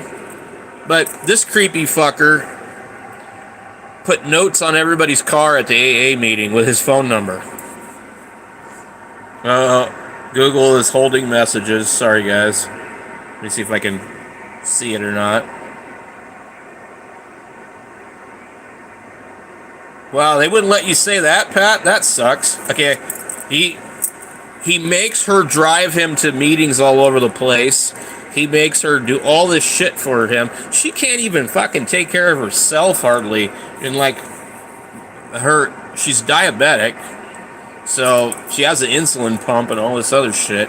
And boy, that's when we have problems with her, is when her insulin gets weird. But it's a fucking mess. Like, I'm not saying that I'm a good person or anything, or I'm better than them, but I don't want to deal with their fucking bullshit. And it's like, Elizabeth's mom is not bad looking. She's not ugly. She's not, like, overweight or anything. She could do so much better than that guy. And, like, I mean, you know, she just has to keep her mouth shut, and the guys would probably like her. Yeah. Well, I went down there to go work on her fucking car that was broken, and she never fixed it. I told her to, but anyway, with their stupid Kamala Harris fucking signs in the front yard. And this guy tried to have a political conversation with me. I was like, dude, you're fucking stupid. You want all these illegals in this fucking country? You know, the reason that everybody wanted to vote for Kamala and all that is because I mean, I'm on Social Security, I'm on food stamps, I'm not afraid of Trump taking my fucking shit, but that's why they voted for Kamala. Because they were afraid Trump would take their Social Security, take their fucking food stamps. Like, if you want to take it, take it. You've already taken the food stamps, you know? I'm not working because I'm kind of fucking crazy. And I've worked off and on ever since I've been out of prison. And I'll still continue to try to work, but, you know, it became to a certain point where it was like when my child needed medical benefits, and if I was working, he wasn't going to have insurance for his surgeries. My youngest boy has one kidney. And so when Social Security found out that I was working and how much I was making in 2019 when my son was first born, they wanted to cut the medical. So I switched jobs a couple of times and, you know, reported everything late, you know, and it was,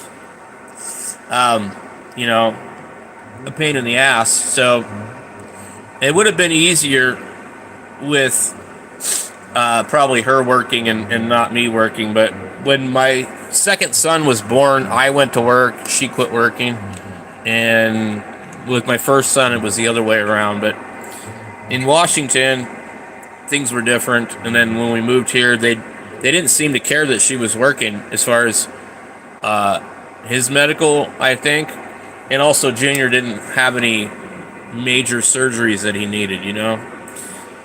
But if I have to go back to work, I have to go back to work. I'll work for a couple of months and get fired, and I'll find another job. I'll work for a couple of months and get fired, and I'll keep fucking doing it. You know? I don't care. I sure as fuck wouldn't vote for Kamala Harris just because I think, oh, you'll save my food stamps. Well, yeah, because I can't work in a shop here, Pat. It's too fucking hot. But in Washington, I can. So, in fact, I could probably try to go into the construction trades. I'm getting a little old for it, but, you know, I could try. I did it here. I did HVAC and I did electrical here for a couple of months off and on in the middle of the winter. I mean, not the winter, but the middle of summer. And it was brutal. But I think I could probably do it there because it's usually not that hot. So, if we get lucky, we may be able to go back up there. Elizabeth probably could get recertified for a medical assistant, and as long as they're not requiring a jab, then we'd be good to go. And she would be making, probably good money there compared to here.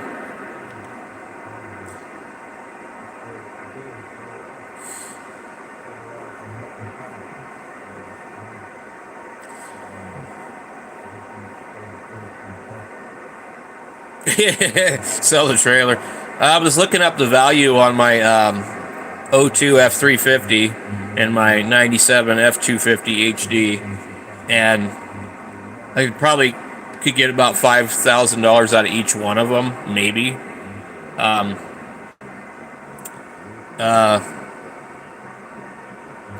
Yeah, trailers are expensive here right now for sure, but right now I'm just trying to get rid of as much stuff as I can. I drove to Phoenix the other day, Pat, and I sold 5 guitars for about $900. And then the next day I went down there after I talked to him. I sold 3 guitar amplifiers for about another $600. And so we had a little bit of money saved up. Like, I'm talking like maybe $1,200. So between the $1,200 and the $600 and the $900, and I sold my other radio, my 1000 MP for $650 to my friend Dave. So like, we've got some money to move with, but no game plan.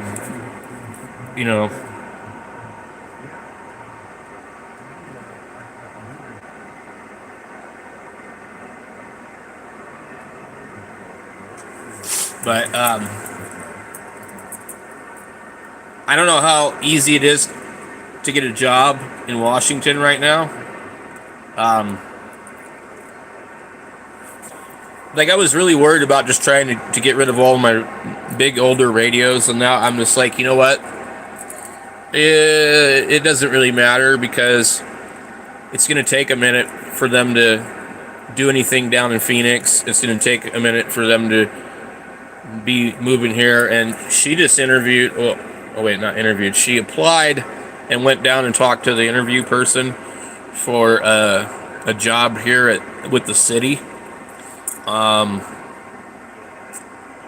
Accounts payable for the city. It like starts at $22 an hour. So if she could get that job, we could start saving up and just replace the Tahoe, sell the other vehicles, and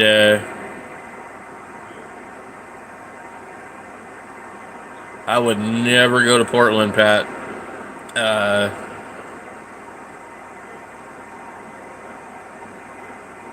It's dangerous there. That place was fucking bad back in the 90s when I visited.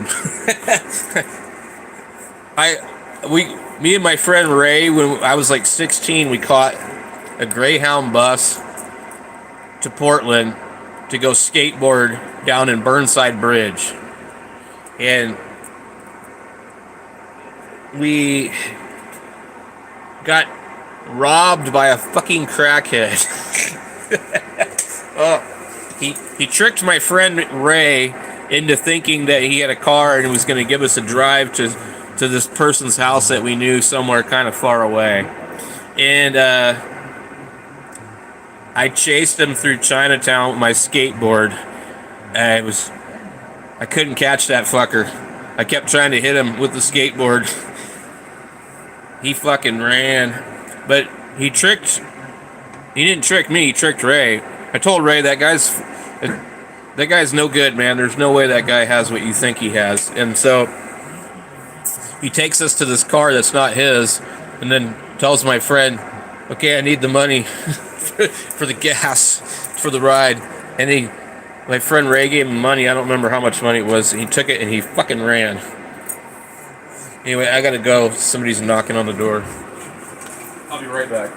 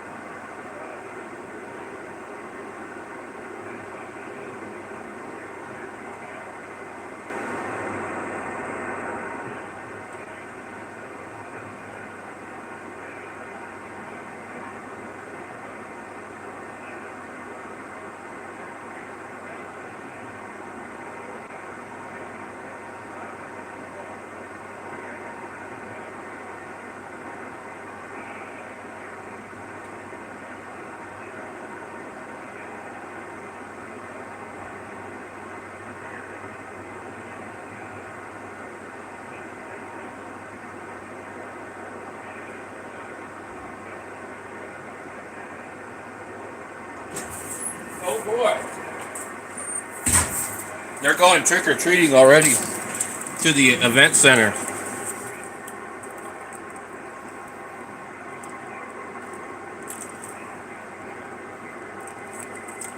I thought you guys lived in California, Pat.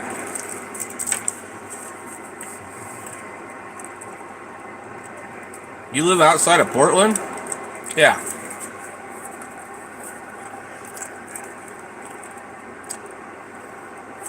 I'd love to live back in Redding again, even though there's a lot of homeless people. But it's pretty hot there, too. The thing I liked about Redding was like going to the Whiskey Town Lake. And, I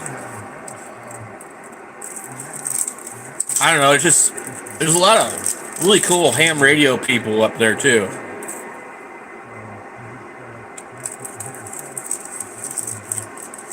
Like, I honestly really like California. I mean, I don't have to tell you, you know. Yep, they just left to go trick-or-treating, Andrews, but over there, you guys are even later. Have fun and make sure you inspect all the candy and make sure there's nothing wrong with it. If you have to, eat it. We gotta remember, Pat, the pirate radio stuff will be on tonight.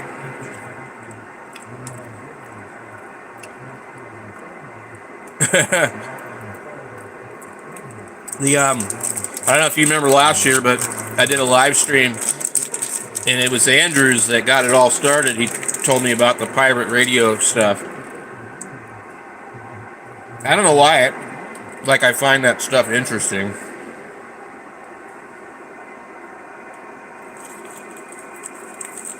Well, I'll be eating a bunch of garbage candy tonight, I know that. I'm already eating candy right now. They brought home candy from their school or something.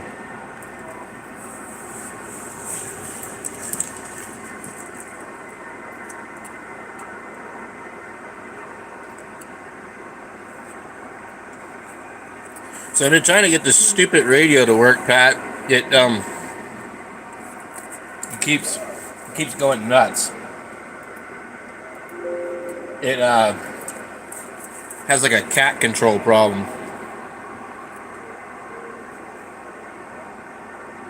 I've not listened to the number stations. Like, is there something you can decode out of that or something? You'd have to explain that to me, but I've heard about it. There was a bunch of pirate stuff recently, but Andrews thinks that there's probably some right now on the SDR.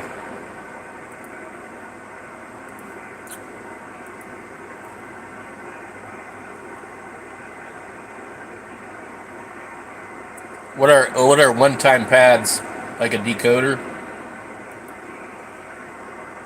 I'm trying to get the audio set on this. Default.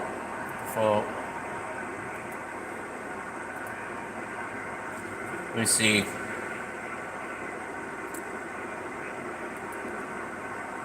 I'm gonna try to get this thing to work again.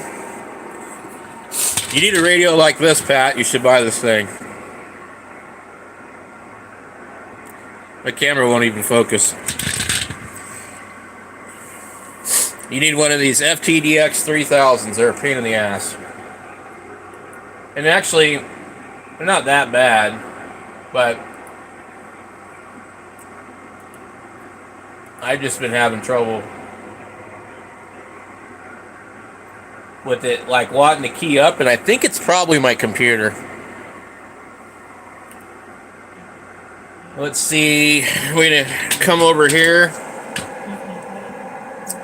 A little more exciting than looking at a radio screen, maybe. FTDX, FT. So the idea I was thinking is get rid of most of the big radios. This would be one of them. I'll keep my 710, 7300, my 450. And then I got a couple of other radios I kind of really like that I don't want to get rid of. Okay, cat control, 38400. Let's test the cat. Oh, we got it. Are we on COM port 6? I don't know.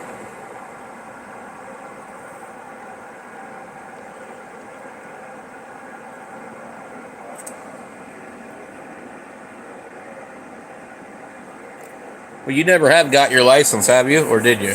I can't remember.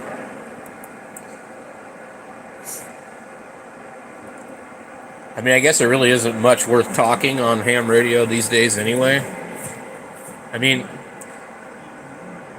everybody's different. Like, some guys, like, you know, like to talk on the radio. Some people like to contest.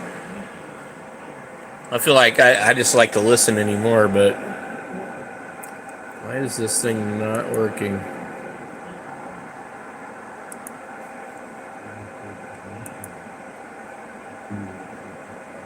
I'm gonna have to change some other setting in the radio.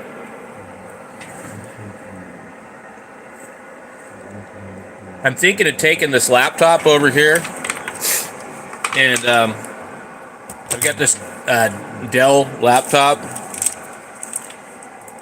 and installing Windows 10 on it, Enterprise.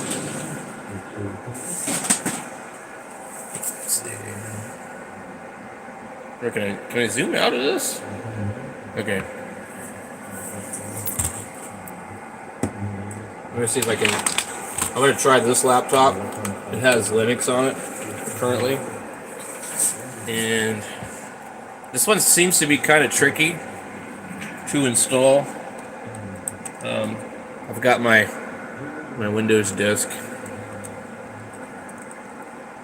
Okay. I bought a new battery for this one. This was a $12 laptop at the thrift store.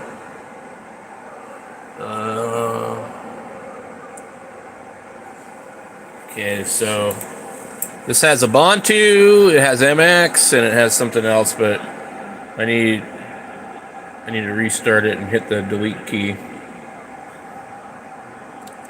I was trying to read what you were saying. Yes, decode.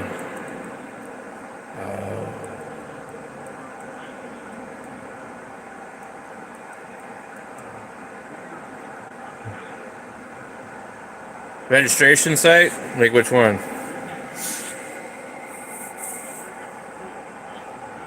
I just do the mass gravel thing every time. F8. Is it F8? F12 is boot options. Cool. Where's F12? Come on! F12. Now, if secure boot is a problem on this one,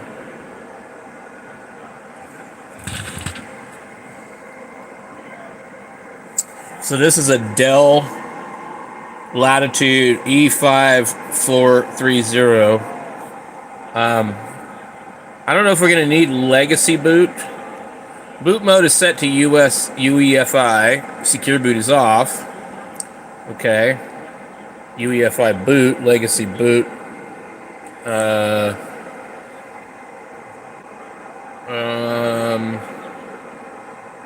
Let's see.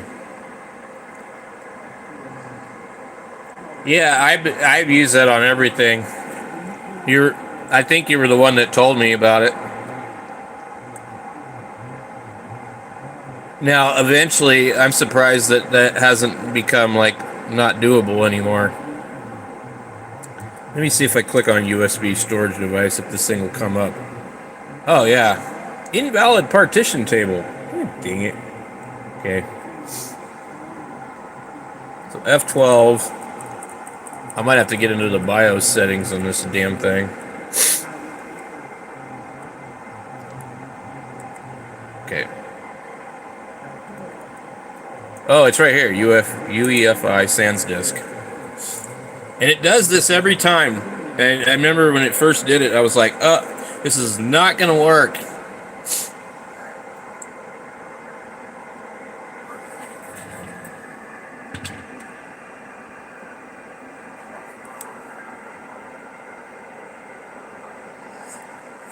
How much do those things sell for nowadays? Are they, like, pretty cheap?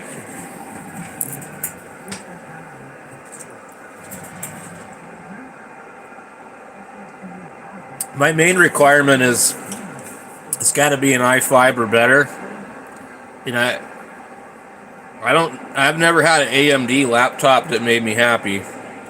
Now this one's a Core i5. I don't remember which one it has. So this thing, see how it's like that forever?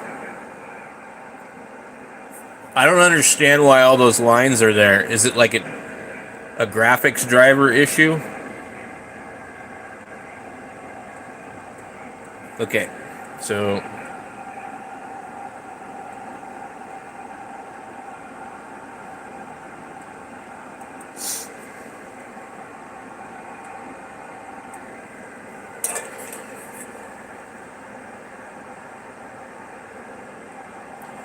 this one was $12 at Goodwill, and it's actually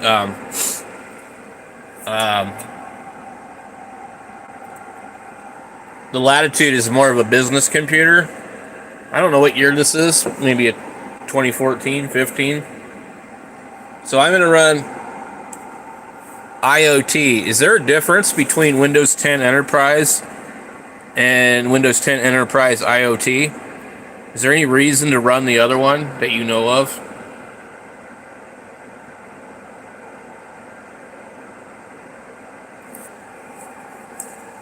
I will wait for your reply before I pick one, because I'm sure the stream has like some delay. I need to find the mouse. I've got an extra mouse. Okay. No, but you don't get anything different from non-IoT, because on the installation it's either Windows 10 Enterprise LTSC or Windows 10 IoT Enterprise LTSC. I always go with the IoT, but anyway, and I make sure that I don't have the internet on, and it's been written with Rufus, so it's told to skip certain things, and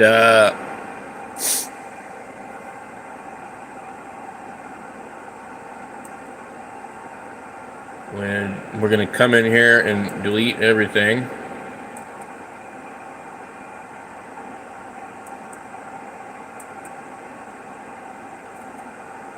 I forgot how much I hate using a mouse on a computer, on the laptops. Okay.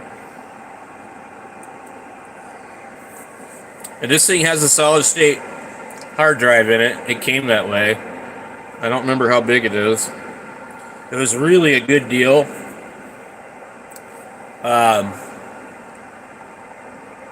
There's a little chunk out of the plastic right here, where they, like, something happened. I don't know. I can't turn the flash on, but the computer got banged up. But it's got a metal. The top of the cover is metal. It's actually pretty nice. But the most important thing is it runs really fast with Linux, and it runs really fast with Windows 10. I had 10 on it for a while. But I don't use laptops a lot, but you know, this one here is probably the best one I have because it's got an i5, and everything else I have is slower. I have like a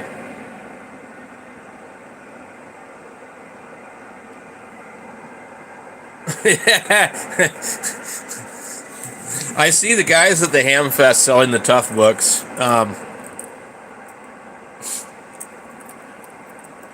have a bunch of Acers that I have bought. Like every 4 years I would buy a different Acer, and they would always crack, like the Toshibas and stuff too, and they'd always fall apart. So while we're waiting on that, I'm going to come back over to the radio and see what I have the cat set to. And mode. With the Acer, you can spin the knob the opposite direction of what you think it should do. General. Okay, so We gotta find, like, it's gonna be like the cat rate, I think. Display. Here.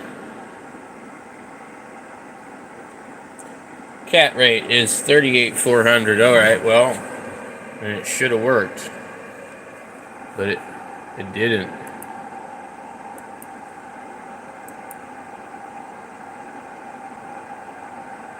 Come on, cat. Oh, you know, the other thing, too, is the data port is probably wrong.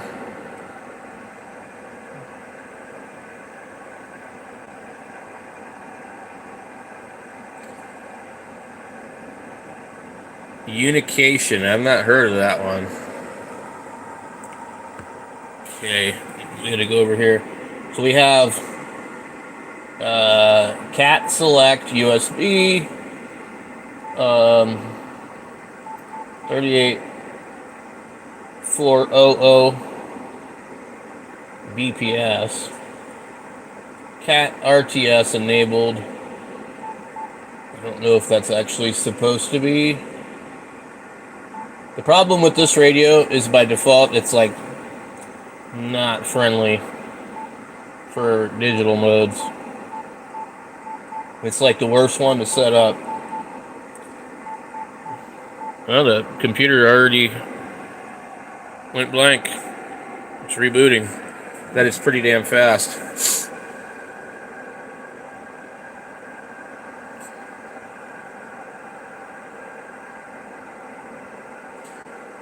I don't want to check the disk.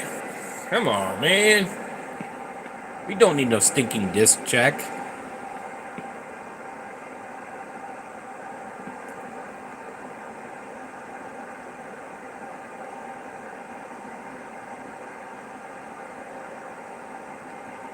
I've got my Mesh-Tastics over here. Have you played with those things?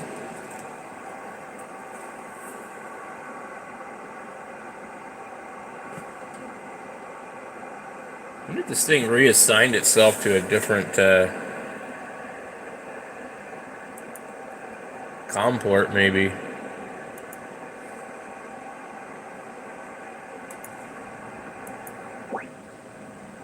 Well, that was weird.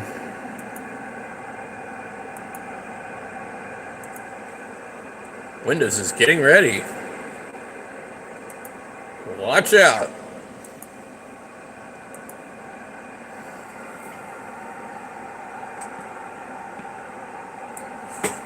I was surprised how many Mesh-Tastics are in the area here. It's huge. Mine's just sitting here running. I've got 2 of them. And if I log into it with my phone, there'll be a lot of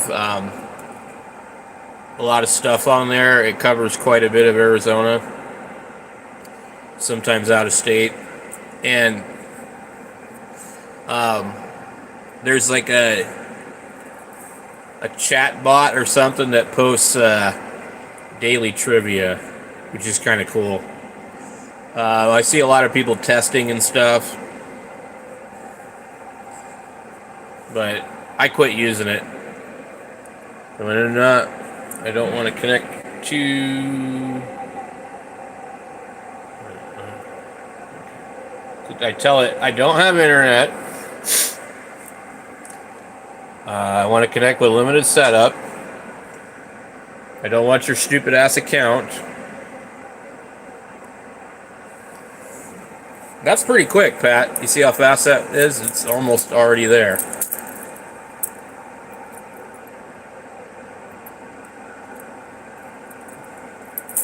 Well, this area here is... There's a few people here for sure, but you really wouldn't think there would be that many. I guess this town is probably the equivalent of about Everett, Washington. But I guess they still call it like the Tri-Cities or something. Prescott Valley, Chino Valley. It's all kind of isolated from everything else. This may take several minutes. Okay, so I'm trying to figure out what I may have done wrong on this thing. Like, some kind of allergies after coming back from Phoenix. Data mode, others, data.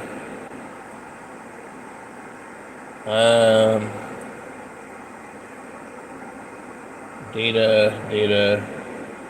There's going to be a select data in select USB. Okay. Mode, data might gain. I'm probably gonna have to fix all those.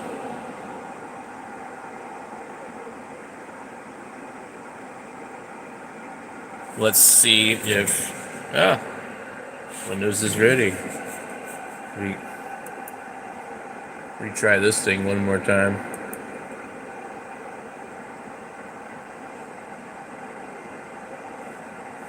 Okay. X-Ray Echo 1, Juliet Sierra Tango.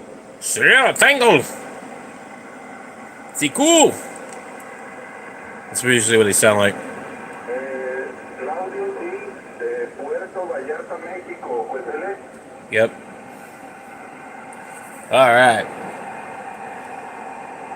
Maybe. The first thing I do with these, let me move my thing over here. I need a mouse of some kind, and let's see. I've got a wired mouse that probably works just fine.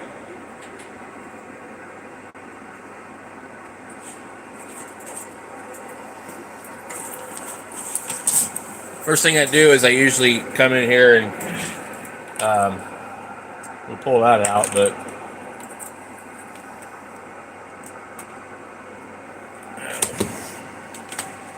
come in here and Whiskey 0, Kilo Echo Germany. Hi, Matthias. Nice to talk to you, my friend. Whiskey 0, Kilo Echo Germany. W0, let's see. We go here. Oh, it's going to want to do all kinds of updates.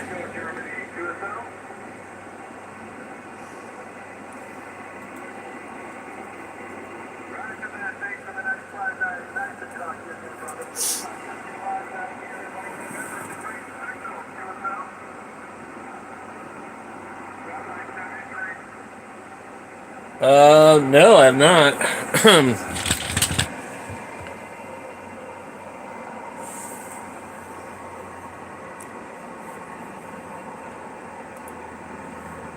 Let's see. What this is. Let me see. Your device is ready.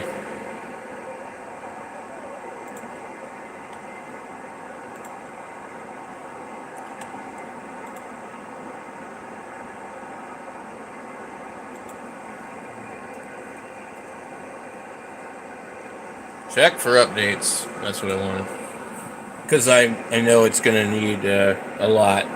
Your device is missing important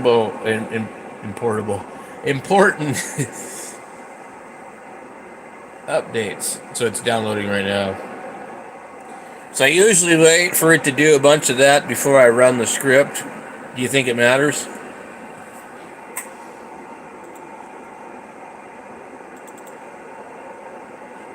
Come on, open up.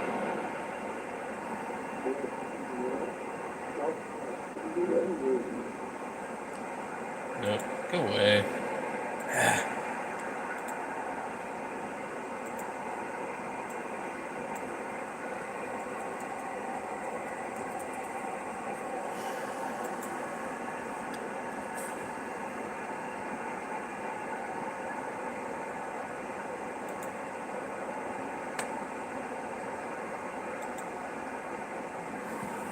And I just don't like using any of the Microsoft stuff.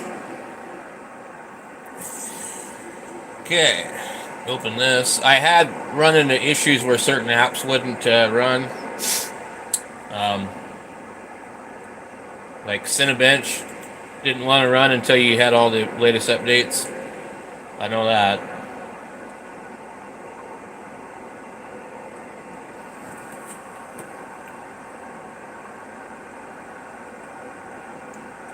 So what I want to do is get my radio working with this laptop on Windows. Because I've already tried it in Linux and it doesn't work. It doesn't work well enough. So I'm not good enough with computers to sit here and make a radio work with Linux. As far as FT8 software and cat control and all that. And that radio is quirky enough. If you had something like a 7300 or something, it would be a lot easier. I grab my other mouse here and work on the other computer while I'm waiting on this. Let's get November Golf. Okay, we got settings. November Golf, blah blah blah. In Wisconsin. I don't know who these guys are calling, but it's probably some DX station. We're at ComPort 6. The PTT method should be cat, not Vox.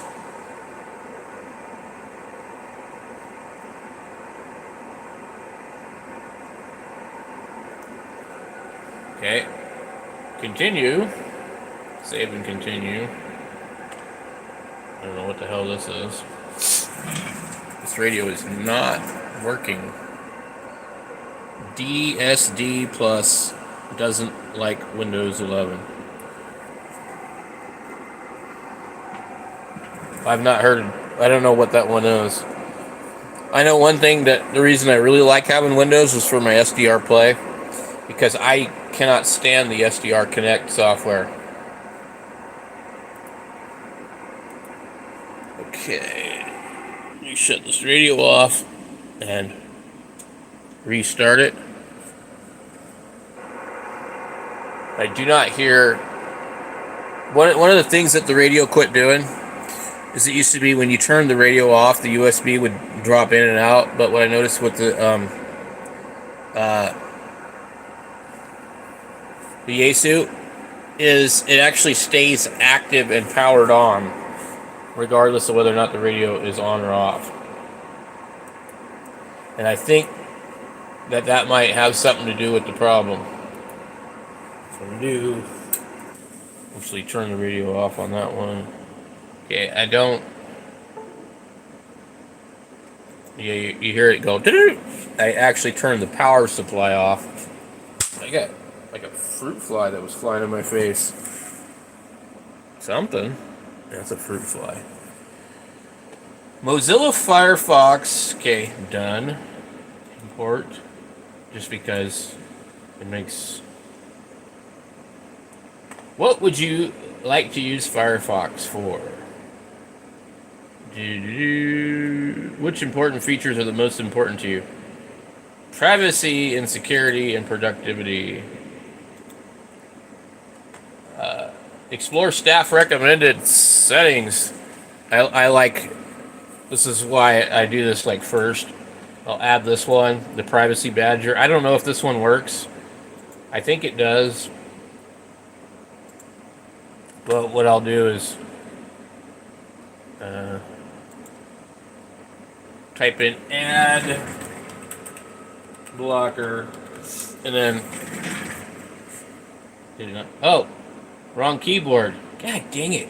I got two computers. I just typed on the other computer. Let's see. Ad blocker. So I usually do this Ghostery one. I think it might work better than the Privacy Badger thing. I just go ahead and install as many of them as possible. I figure one of them will work, right? The one that I know definitely works is AdBlock Plus.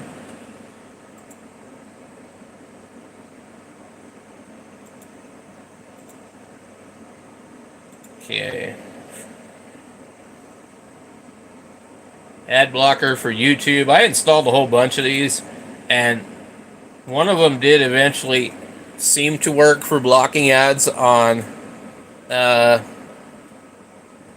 They seem to kind of block ads on YouTube sometimes. I've also found it's best to not watch YouTube on your own account, if possible, because then you have a better chance of not seeing ads.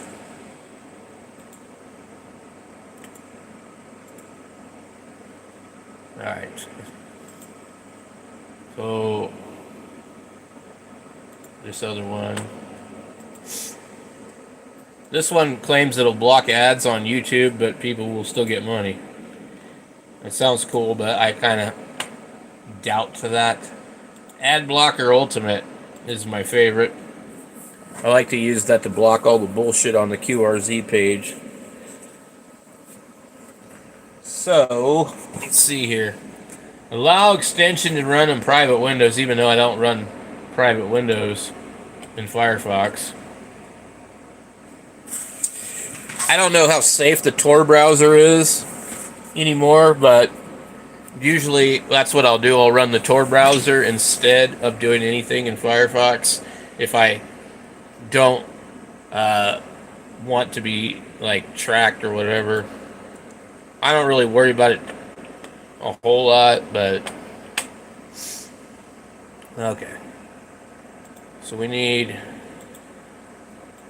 to do this.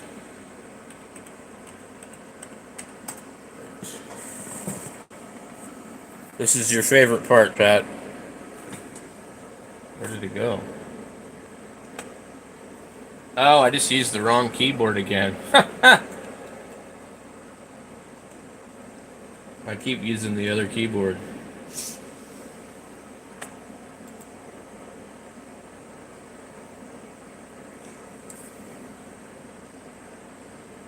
PowerShell.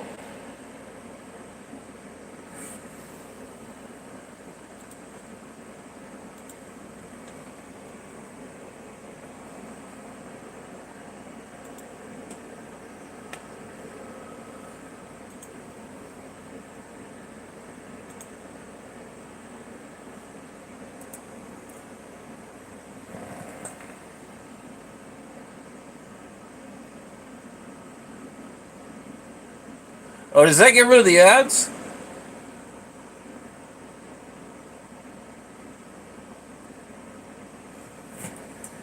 It says it doesn't like something. It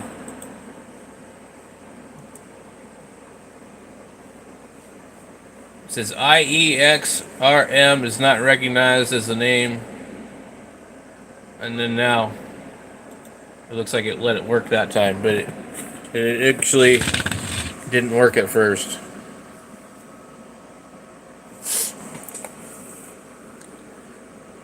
I've used this also for Office, but I don't really care about it that much. It'll show that it's probably already active.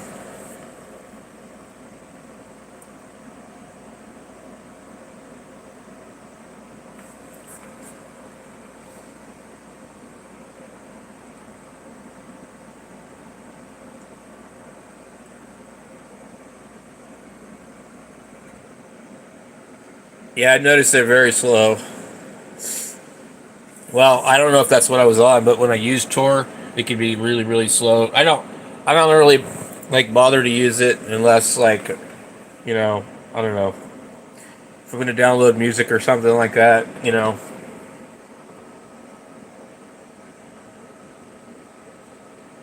Okay, what is this thing doing? It's being super slow.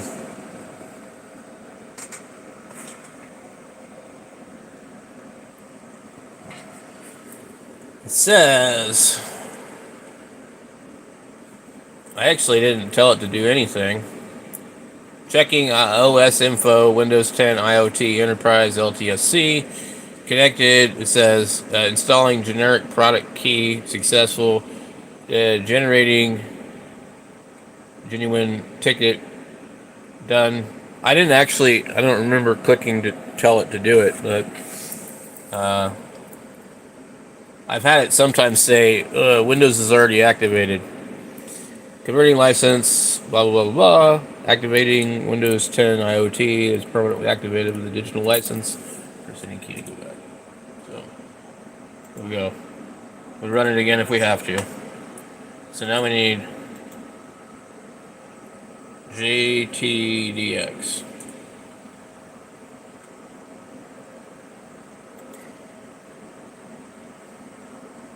Well, I don't know if that's the one I want. Damn it. Improved JTDX. Is that the right one? Let me see this other one.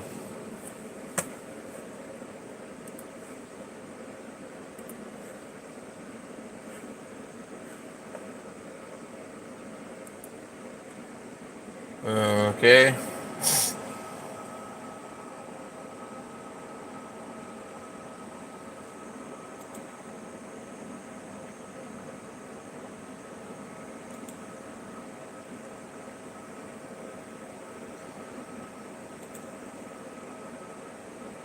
That's the blocker. It doesn't like it. I don't like SourceForge. I feel like there's something shady with their page, to be honest. Why would it be libham DLL? I'm totally deleting that fucking shit. I don't trust them.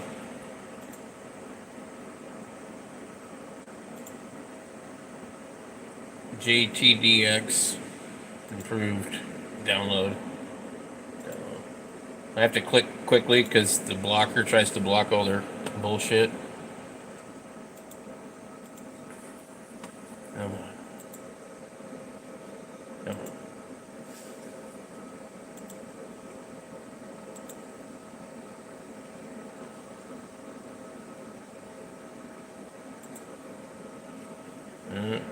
There we go.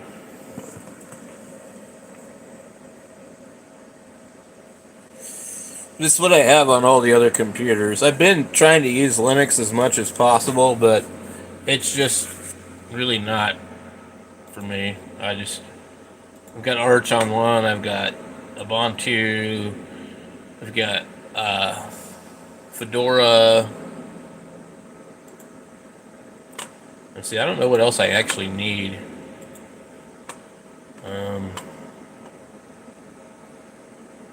Now the one thing they don't do, they don't give you the file explorer when you do, you have to like run some goofy ass script to have a file explorer on Windows 10. How do you add your file explorer? I can't remember how I did it on the last one. But documents.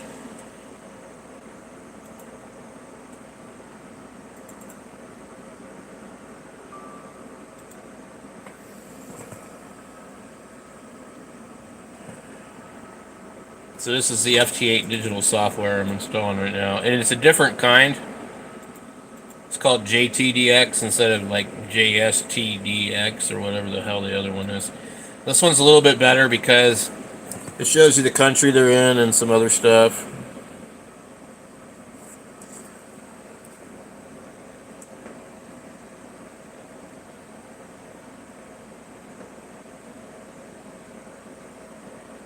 Let's see.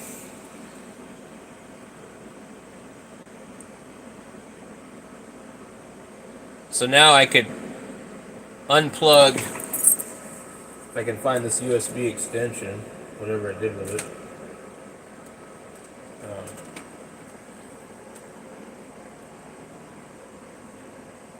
I gotta untape it.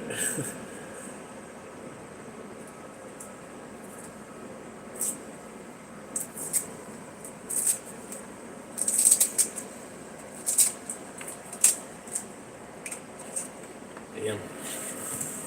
Where's the rest of that cord?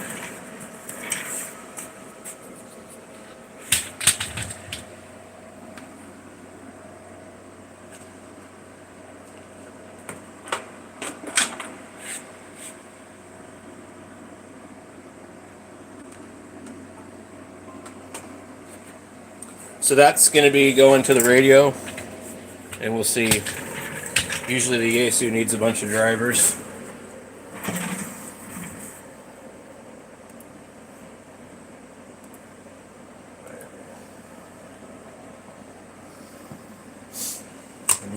here. Click OK. File. Settings.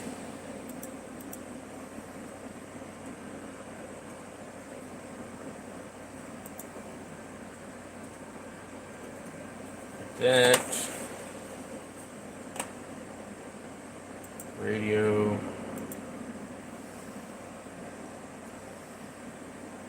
Yaesu FTDX 3000. USB. Okay. Turn the radio on. Windows is requiring you to restart. Fuck you. You can't make me. So we're setting up CP 2015 dual. So it's downloading the software for the USB. I'm gonna click OK. I'm gonna close this. Well, this.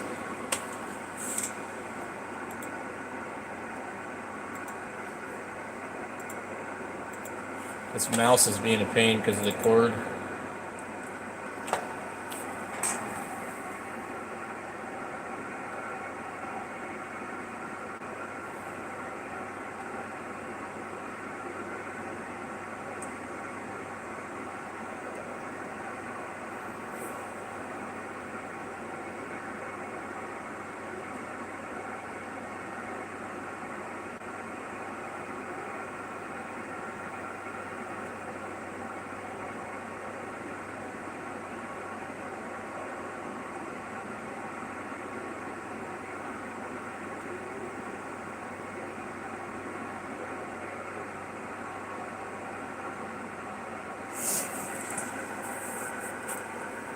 Okay. Click OK. Let's see if it detects the USB properly now. It does not. So.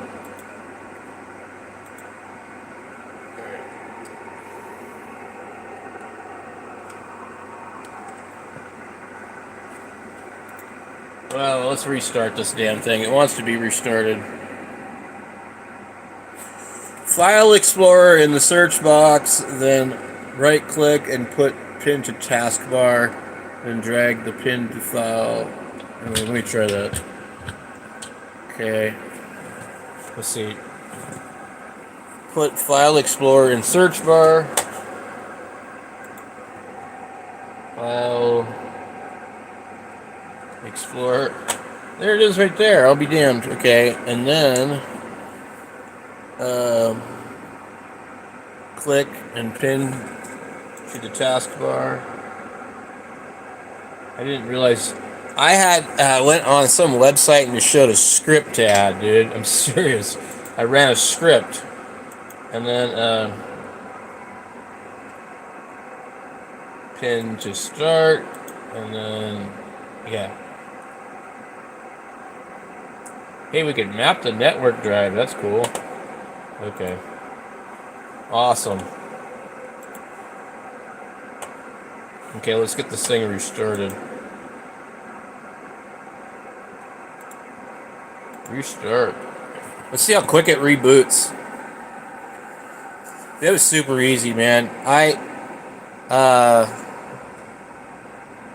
can't believe you watched Amazon for when a Logitech mouse clearance happens. Good wireless mouse.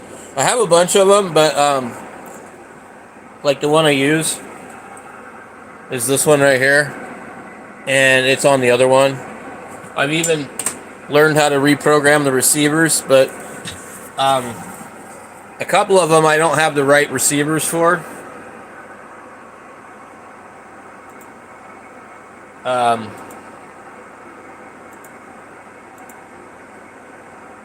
You ain't gonna get me to do a fucking password. Why is it trying to force a password?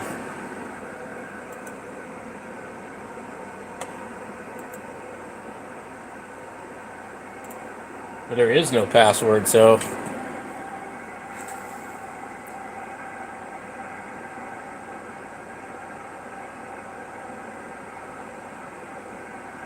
let's see. Why is this?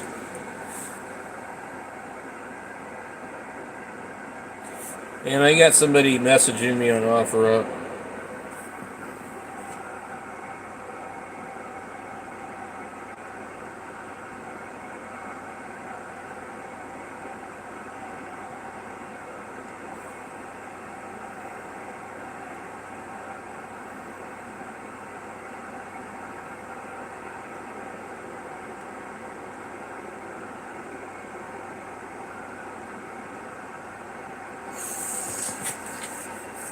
Let's see.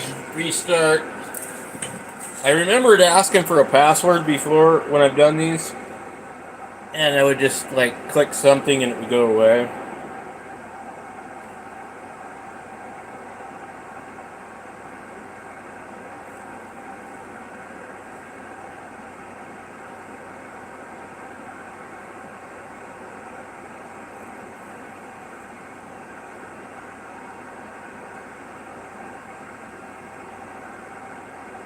See, it says the user's password must be changed before signing in. And click OK. Enter. Your password has been changed. Okay. So just entered no password. Okay. So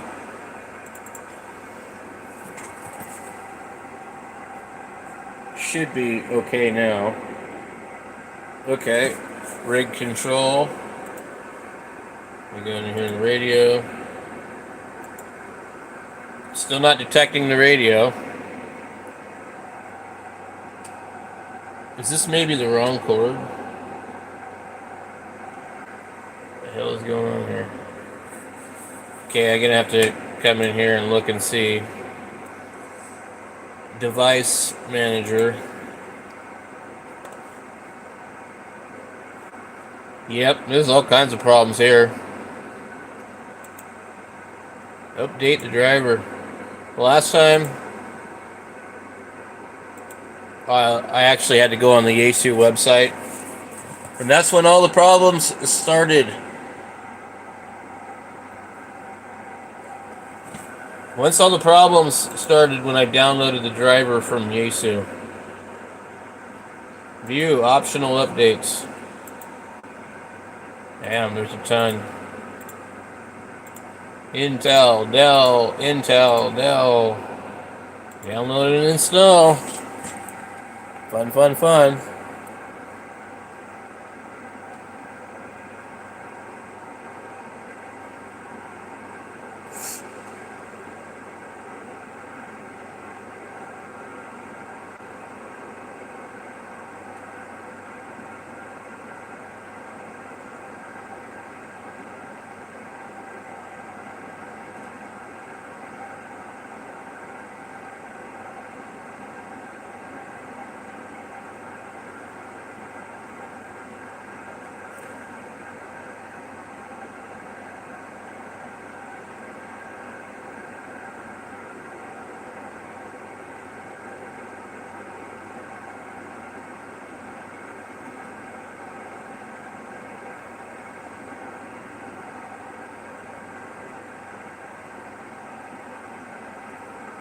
What do we got? We got Windows malicious turd remover.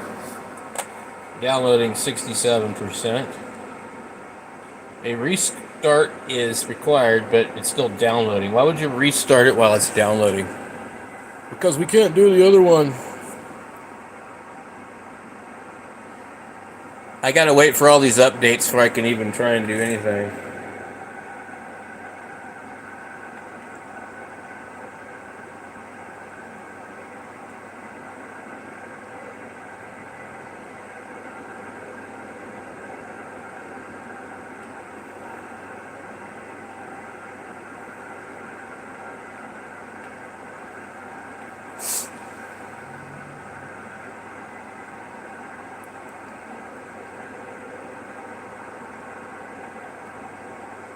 This guy sends me a message on OfferUp and asks me questions about a bike that, like, it's literally brand new that I bought at the thrift store, but it's a youth bike.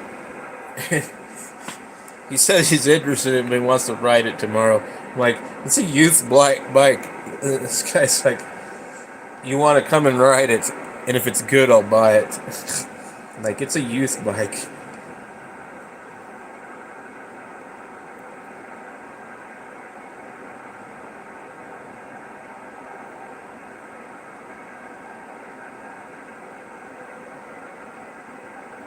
He's 250 pounds and 34-year-old man.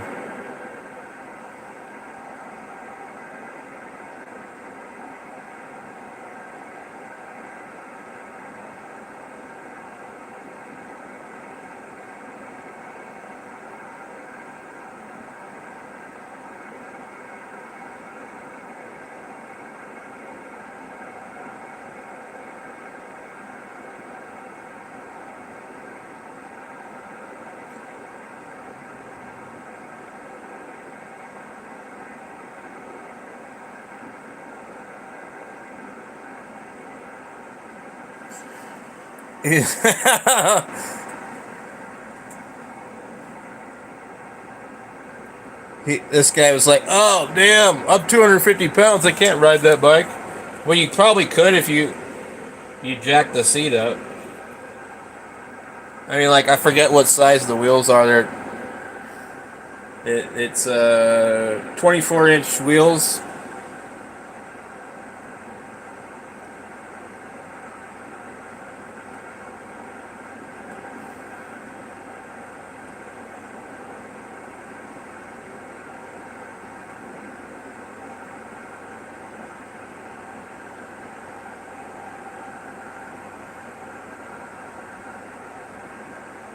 So basically, for a teenager or a short adult.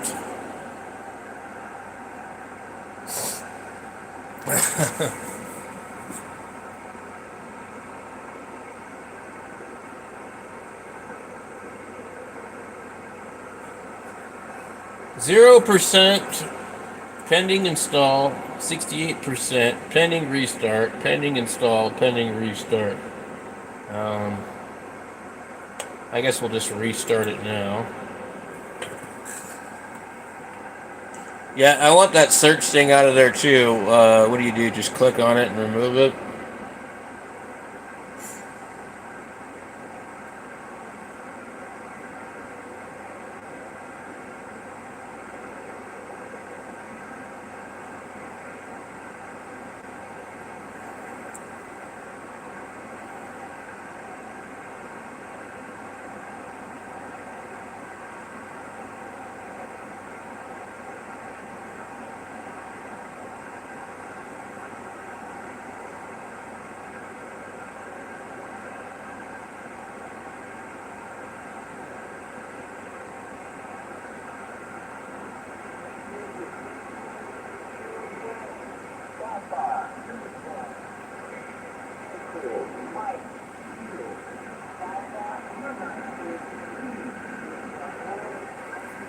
Okay.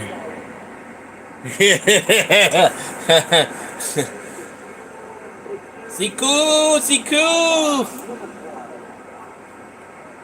The only thing I do use the search thing for is sometimes it'll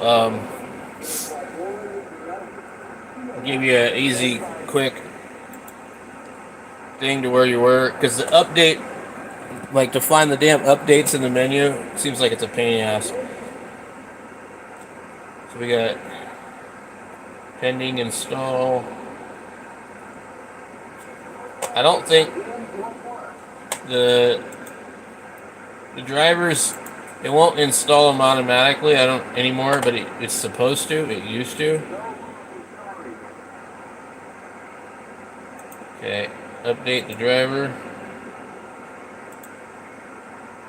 Windows was unable to install your driver. Okay, so basically, what I did last time, I went on to Yaesu's website. YAESU, whatever. Oh, I keep using the wrong freaking keyboard.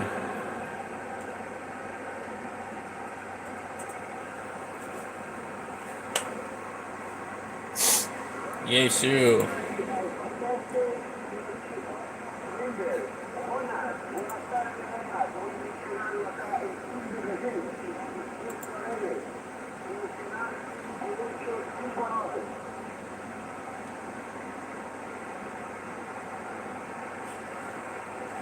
They've changed their site, or it like sucks. Your site sucks.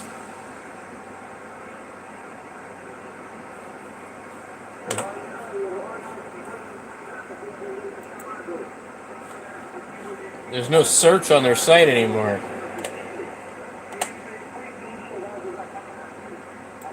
The owner's corner? What the hell is that? Oh my god. And the damn computer's like blipping out. Products.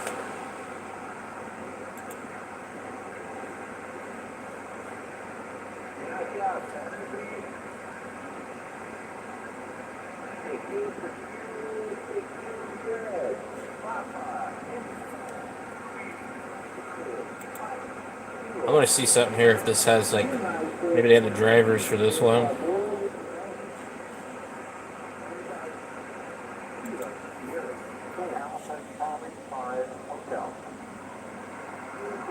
USB driver, virtual COM port driver.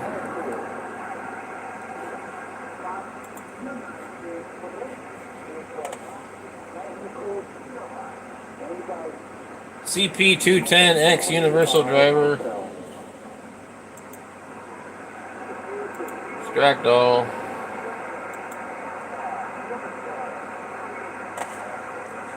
I think it should just be. Wait, how the hell are you supposed to install these, Pat? I can't remember this.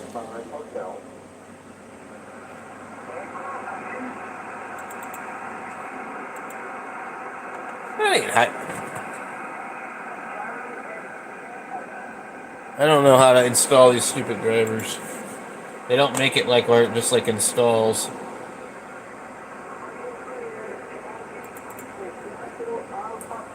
Like that's the actual file. But they come into the damn thing here, I guess. Device manager, and I have to click in. Like, why can't they just do this a normal fucking way, like everybody else? Update the driver, browse my computer for the driver, browse, downloads.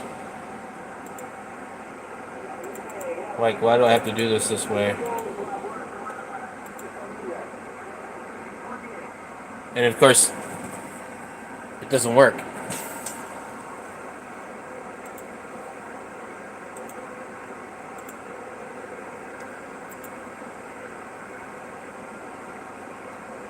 Alright. So we get X64. It doesn't see anything to be in that folder. Yep. So we can't do that. Maybe that works for the other one. USB virtual COM port. USB virtual COM port information.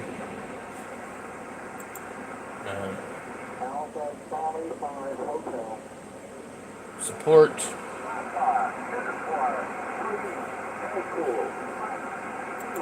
We just have to type in Yesu FTDX 3000. God, I keep using the wrong keyboard.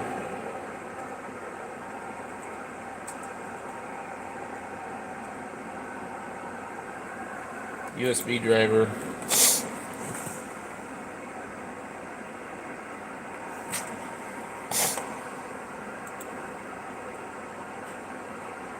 So, I run into problems with this here because Yesu doesn't really like to support this stuff.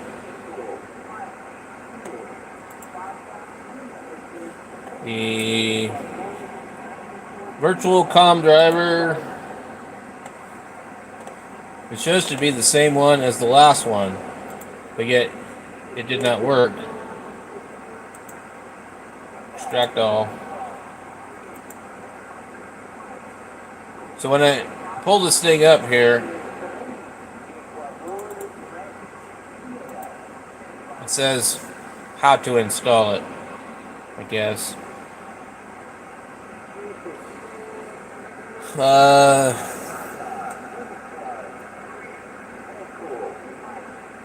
How do I install it? God, this fucking guy on the radio is driving me nuts. C'est cool, c'est cool. It's like, shut the fuck up. They sure as fuck didn't, man. God damn. Like, they couldn't make it fucking easy to install this. So there's another way to get this that I seen. There's updates. Firmware updates.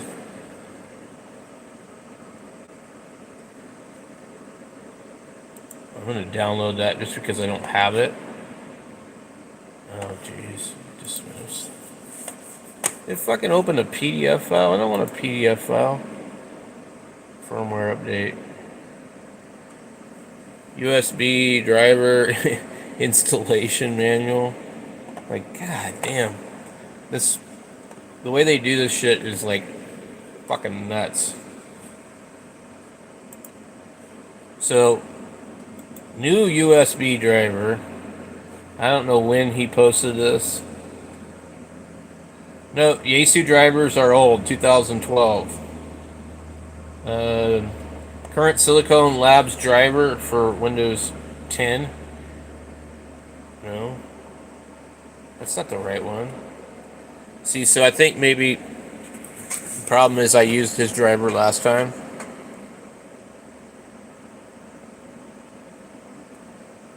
It didn't want to work, so I don't want to download this from this guy. Windows 7, 8, 10. This is from 2018. I wonder if I should use that, because that's what I used last time. Let me download it and I'll show you what it looks like. It says CP210 drivers in this one. Okay. Is that not the same thing? The other ones are called Universal. Let's extract all. Take a look and see what it actually is. See, this is an application that you can actually run. Why does the Windows one that Yaesu provided not have the application to run it? So I'm going to go back to the Yaesu one just really quick.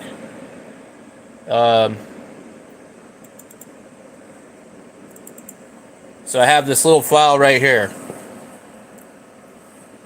And what would you open it with? Properties. I don't know. But that's the DLL file, I guess, right?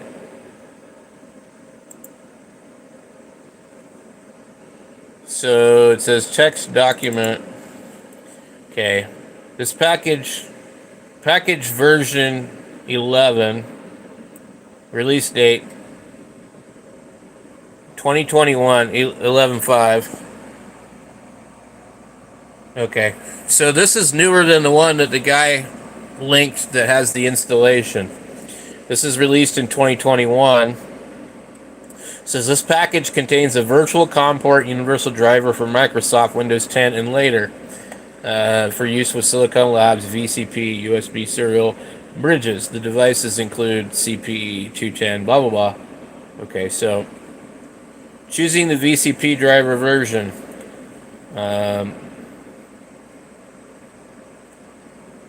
So when I tried to update the driver, it from the device manager, it didn't want to let me do it. Okay, contents.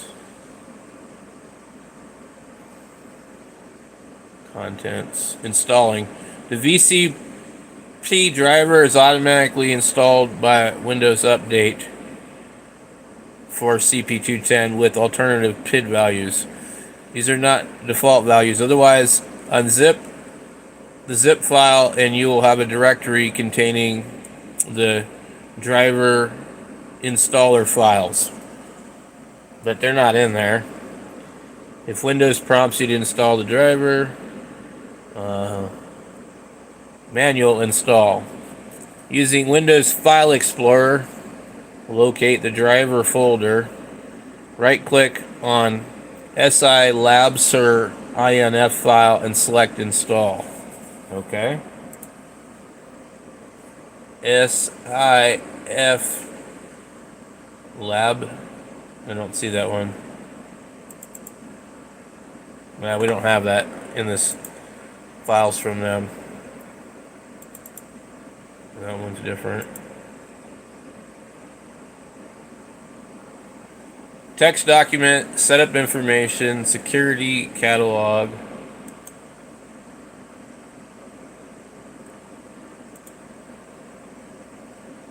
Okay.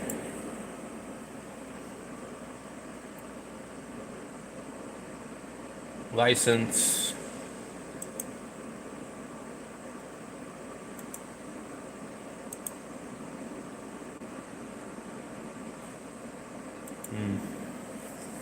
Yeah, there's no install with them.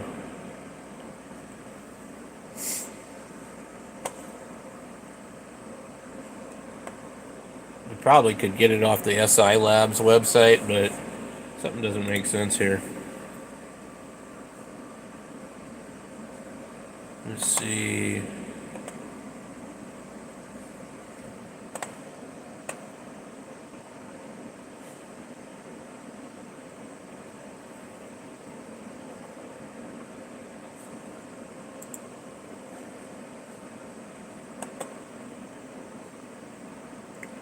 Maybe something on Microsoft Learn.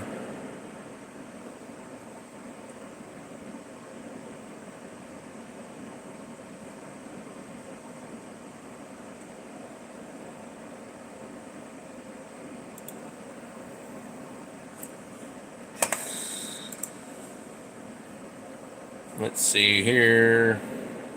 Nothing of use there. Virtual COM port driver and installation program. What's the date on this? As of this driver installation program is provided by Silicon Labs. And click their website. Maybe we can find something better from them.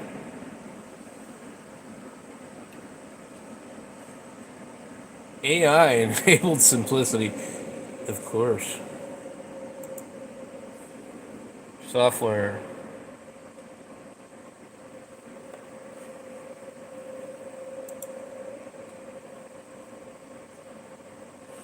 Oh man. Damn it.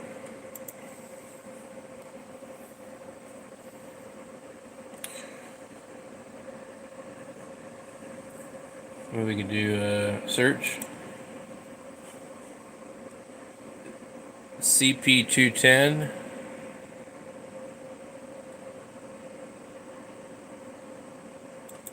Yeah. Seems to be a popular one. CP210 Universal Windows Drivers Release Notes.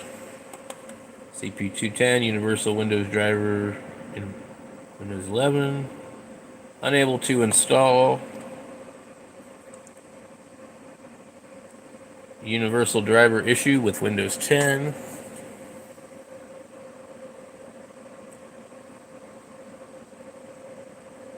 PC crashes with CP210 Universal Windows driver.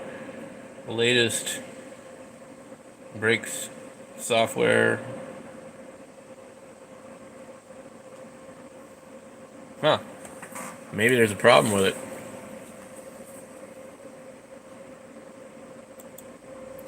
Let's see what we get here when we click on this. Silicon Labs Virtual COM port. But I'm surprised that it didn't automatically already install it in the first place. Because in the past, it has. But like on my other computer, it didn't work. Um, let's see where we're at with these updates.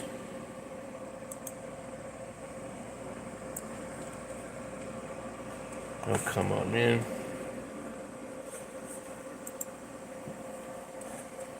Alright, what do we got? 44%.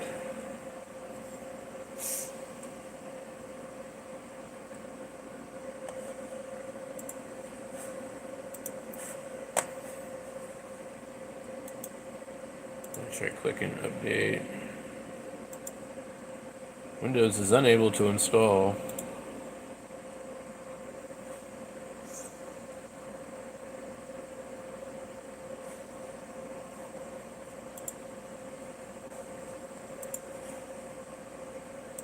Let's see. If we update the driver, browse.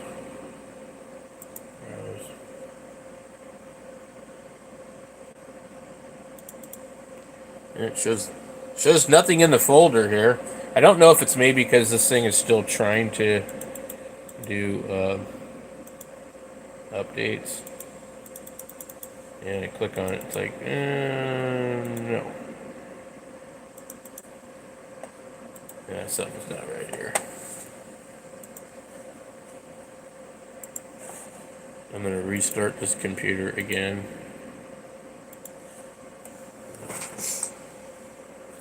It seems like there's a issue with the CP210 drivers. And like I said, I never had problems with this computer like a year or so ago. And I was on an older laptop. In fact, I could probably dig out my my little Acer Spin, and if that thing suddenly starts working perfectly fine on there, then that might be an indication.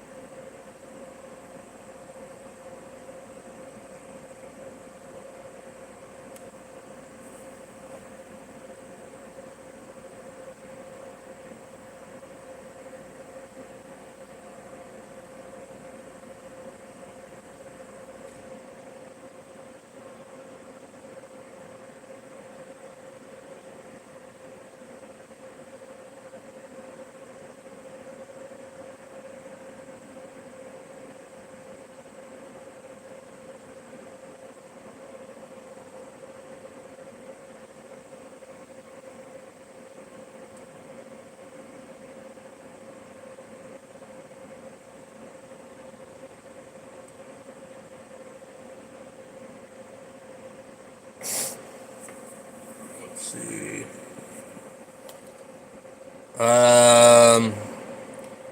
It the one on Yaesu's website said CP210X Universal. I think VCP is different.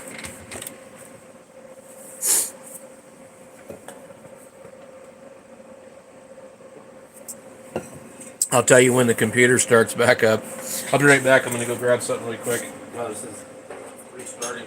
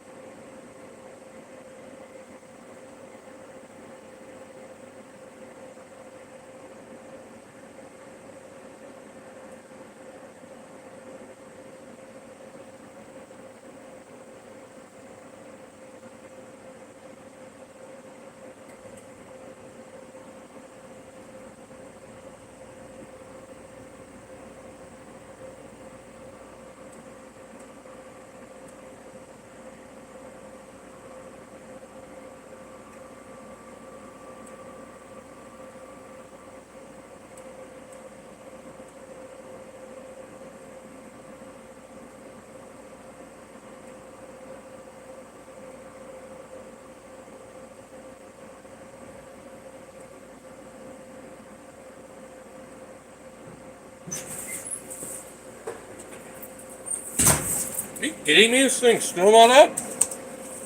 Wow.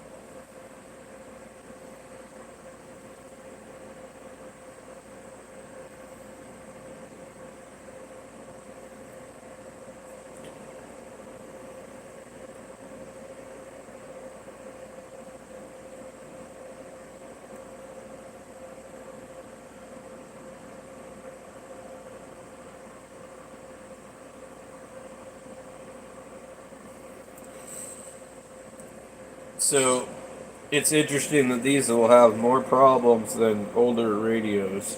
They use really poor quality capacitors. I'll try and look it up later when I get a chance. I'm just very busy. I'm either busy or bored. There's like never any in between. My friend is still wanting to know about the radio. Anyway.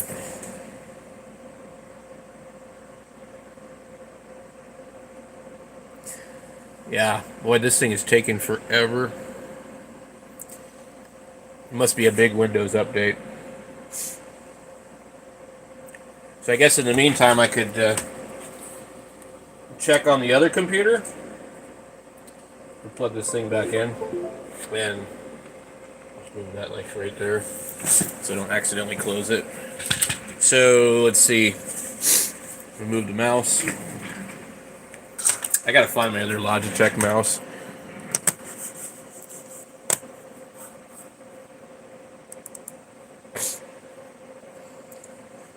One of the things that happened was I reset the radio too. That caused me some issues. So this one here has the drivers on it, but I don't know which one it has. And so when I look at this computer, everything's fine. Pulls everything up. I have 3 monitors, so you never know where it's going to come up. So COM ports here, they're perfectly fine. Can I look and see what driver I'm using on this one? I think I can, can't I? Okay. Properties. Driver. It just says Silicon Labs. Driver date is 2021. That's pretty new, right?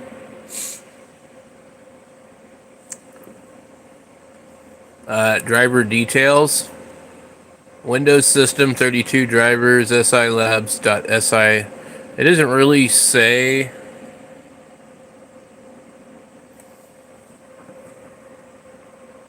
Uh, 2019 Silicon Labs.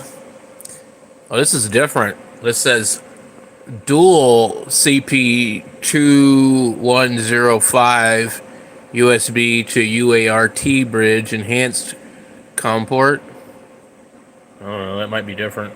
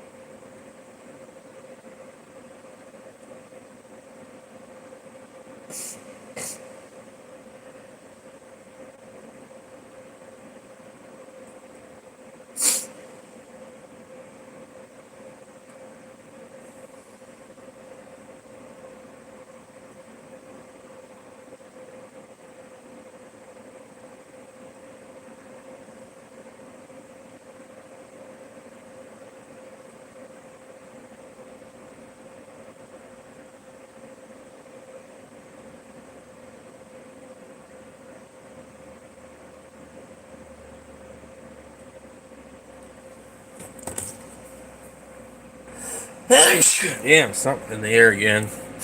Okay. 2024. Okay. Well, that sounds better. Let me try something really quick and see. As if I do something here. Okay, so silicone. So this is the 2105 USB to UART bridge and hams COM port. This update. I'm letting it check on this other computer. The other computer is still doing an update. Wow. Security intelligence update from Windows Microsoft Defender. Okay. But you know, that doesn't do me any good for my radio. The Dell monitor update. Alright. Okay. Let me see what the COM port 5 is using, because there's more than one COM port. One is for audio. Let's see. This says the same thing, CP2105. Driver details. Yeah, these are all from 2019, so let me see here. Okay. We got COM port 6. Test the cat. It should work.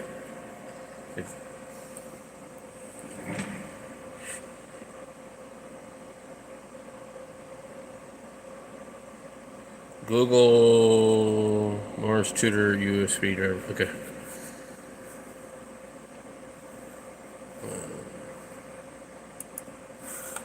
Let me open a window here.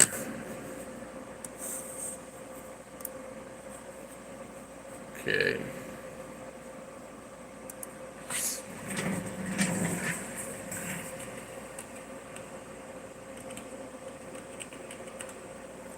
Morse Tutor.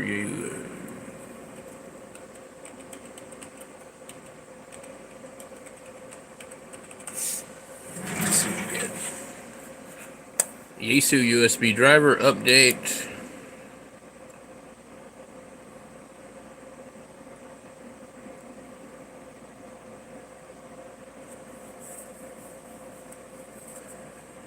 I had lost track of how many updates Microsoft has released since I first penned this article a few years ago.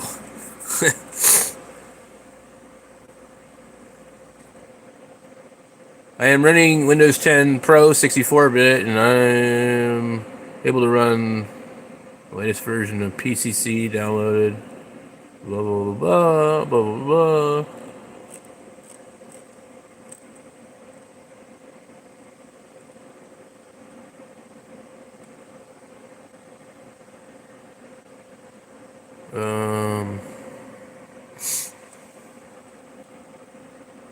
Well, that's that one. We've seen that one.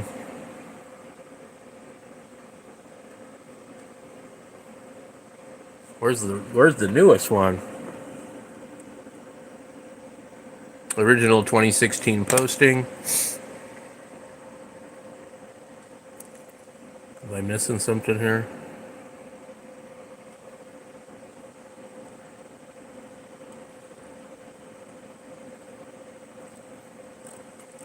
So this one here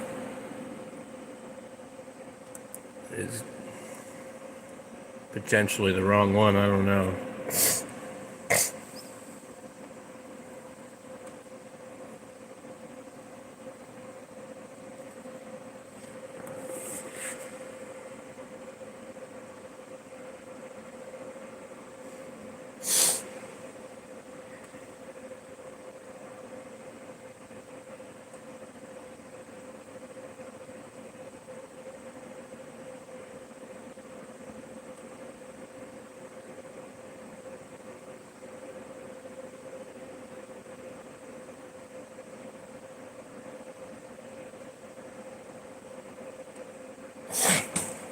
Oh man.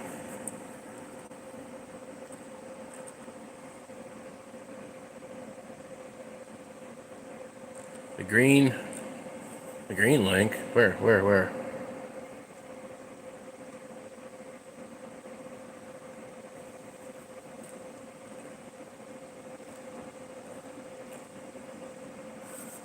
Well, let me see this here real quick. So that's the SI Labs link. That's this other guy's link. This is the old one. Unless they updated it.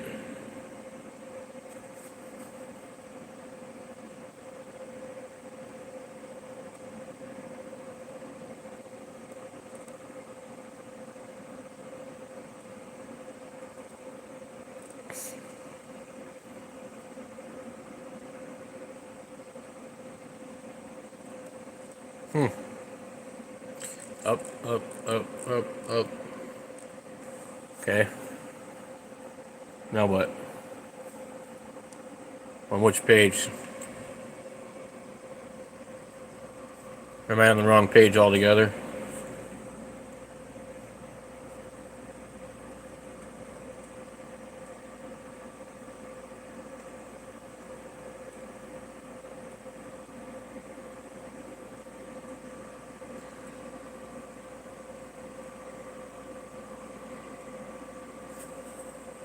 Alright.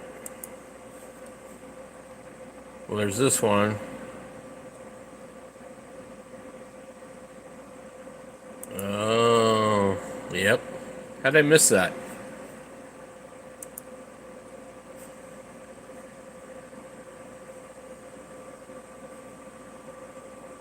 Okay. And then there's the universal driver. Now, does it need to be under anything special? Universal driver.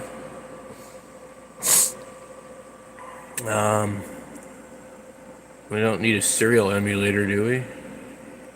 Windows driver. What's the difference between what's VCP and not VCP? That one's 2020. These are 2020.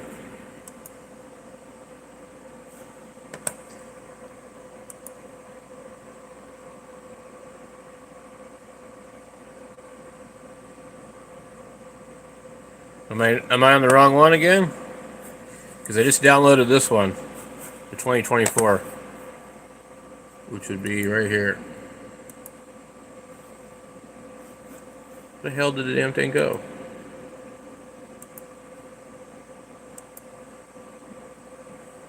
Wow. Oh, it's opening the folder in the other window.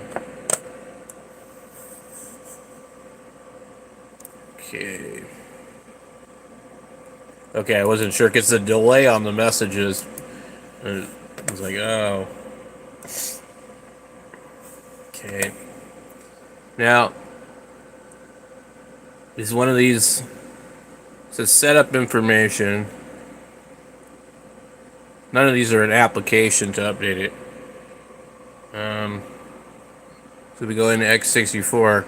See, it's just a DLL file. So how do I install the DLL file without like coming in here to Device Manager?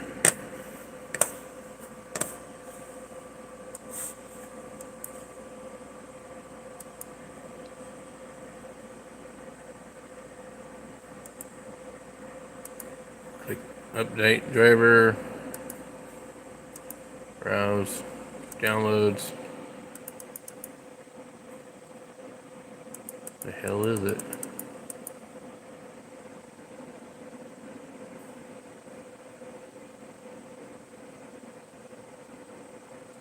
Date created 9/19. That's not it. 10/31. Now it doesn't find anything. When you click on the folder, it usually just says nothing. See, it won't let me do it. It's like, no, it won't do it. It's fucking annoying.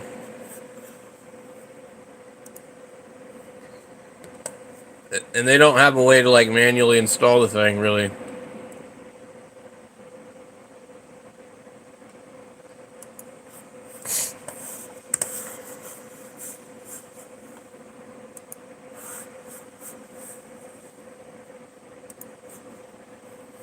The only other way I know how to do it is you copy the file and you actually have to put it in a folder.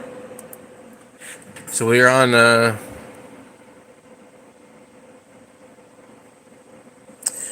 I'm gonna have to check and see if there's like some other problem in the radio, but it will not let me update it.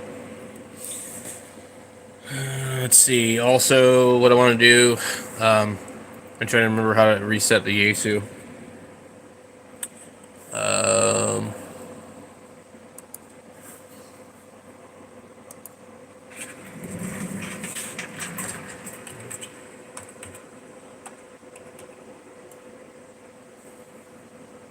Okay.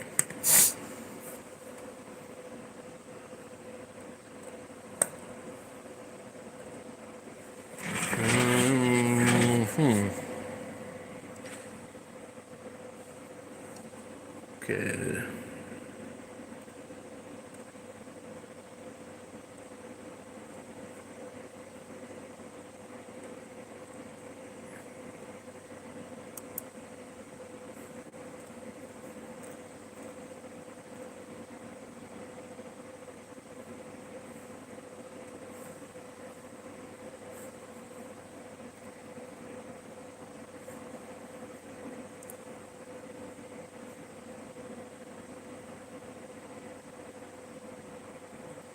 Let's see. There was a couple of things this guy was talking about on here, I remember. Mode, data select.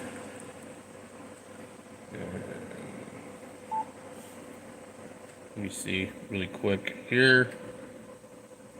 40.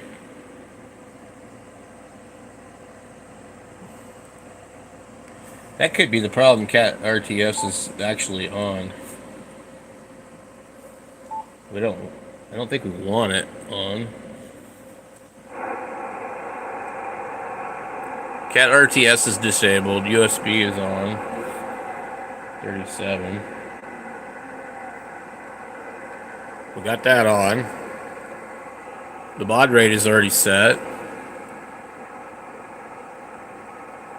Yeah, problem. Radio goes into transmit mode for a short time, 3 seconds. Vox is on. Problem while monitoring. Problem, you hear audio feedback. Manual reference. Menu items.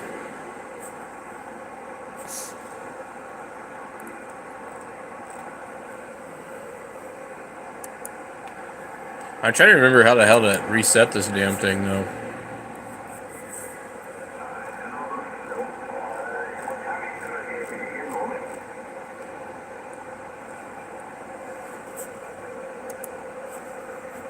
Okay, COM port.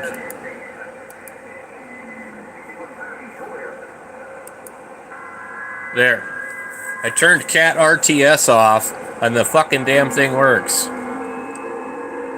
But that still doesn't mean it's not going to do the other bullshit. Okay, we got PTT. Now, we need to tell it to go into data.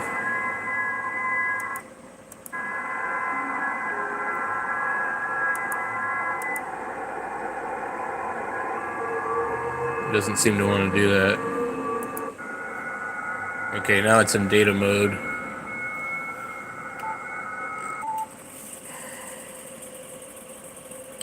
Update parameter.bat. What does that do? It's a bat file? I don't know what antenna I'm on. Let's see if we can get... Does he hear that? It's coming out of the fucking speaker. Oops. That was loud. Okay. Audio.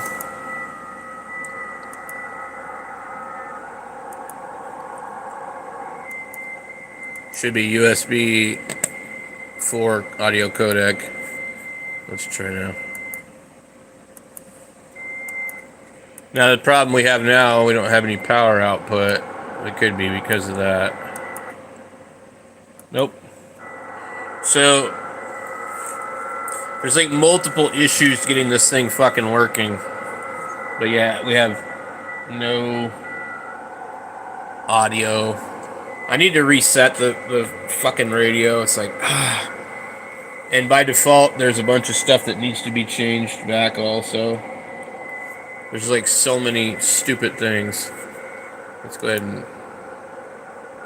restart this software. Sometimes that's another thing, restarting it a couple of times.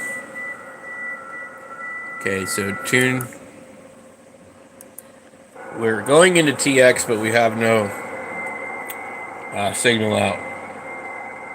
So I'm looking at. There's a page here maybe that says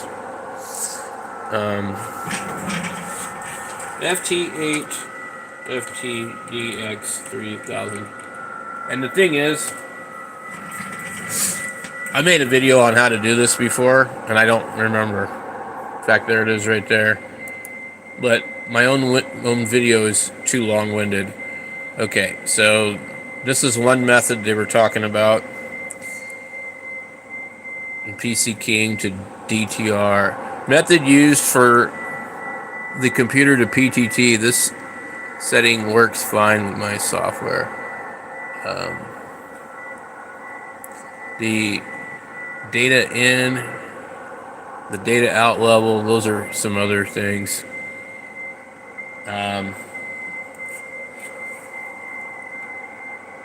don't know if line 65 is actually necessary. People have all different settings that they mention. But one of the settings you definitely have to change is some of the frequency stuff, because it doesn't do things quite right. Not that page.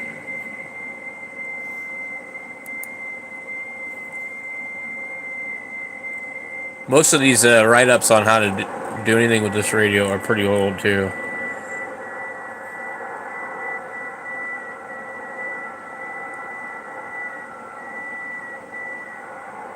Huh.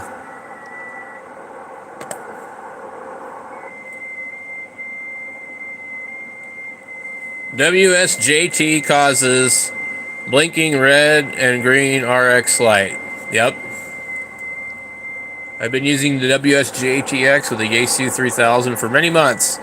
It had been working fine, but recent version caused an issue with the rig to try and change bands and blah blah blah.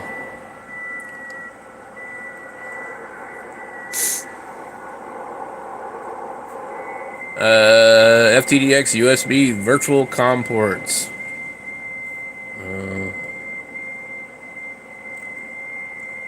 Lots of issues, Pat. Lots of issues.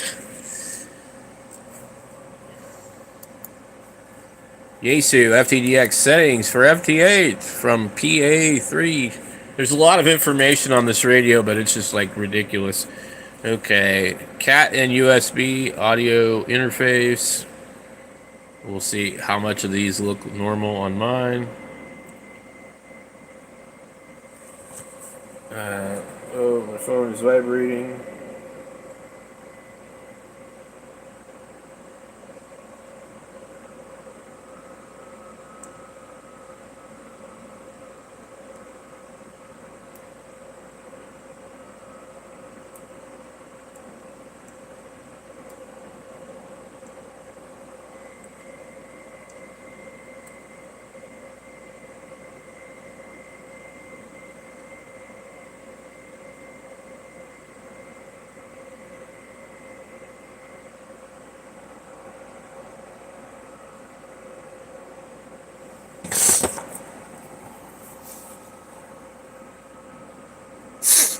Okay. Let me see. All right, another message. I think Rick sent me a message.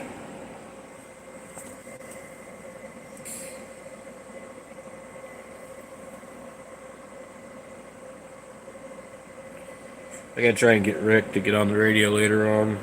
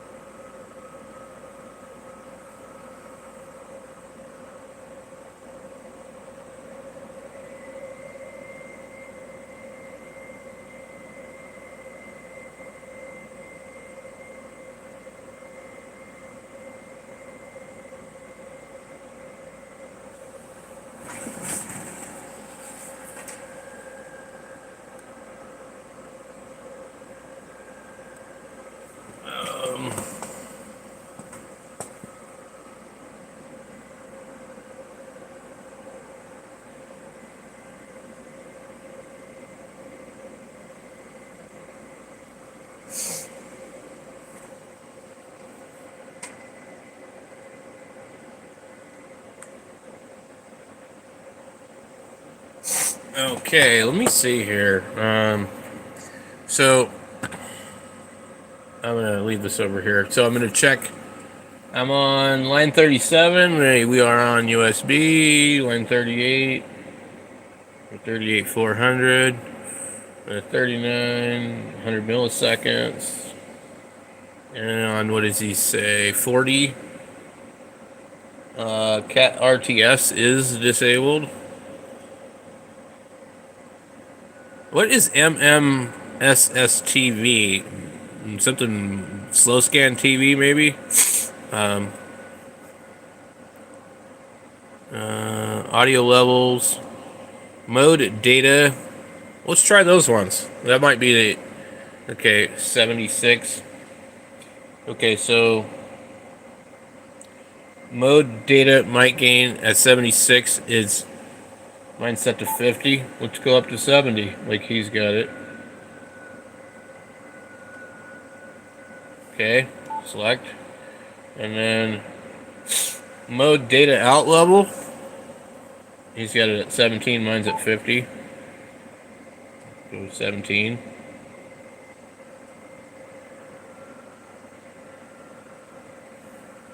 Select. Okay. And then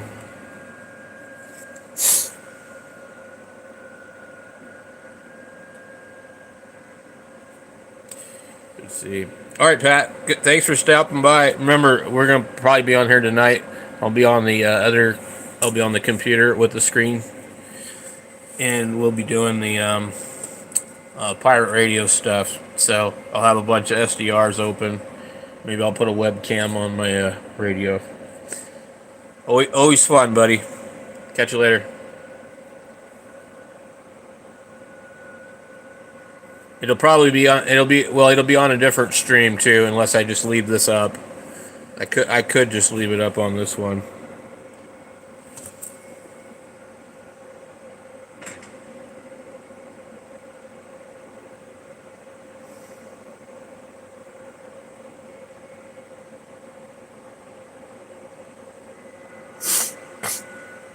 Man, I got like some bad allergies. Okay, let's see. Line 67.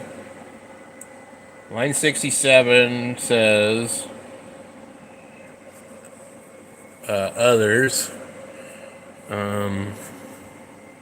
Mode data. 1000 hertz. 1500 and 1500. Those are the two that need to be changed. Mode data others. DISP. That's line 69. I knew about that. Okay, let's get that to it. 1500. It allows it to.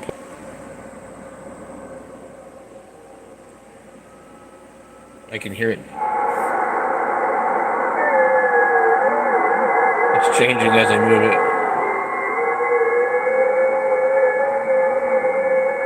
Okay, 1500. So for 69 and 70, let's go. 70 is at 1000.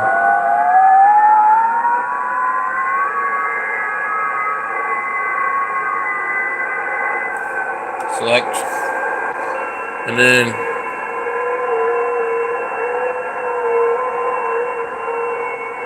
filters. I don't remember doing that. 71.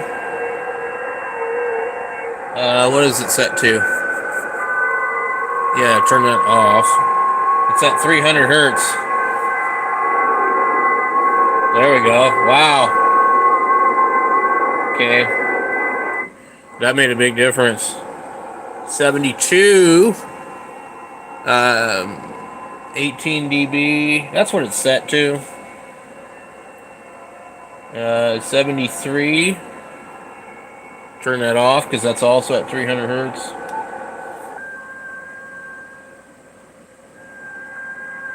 Okay.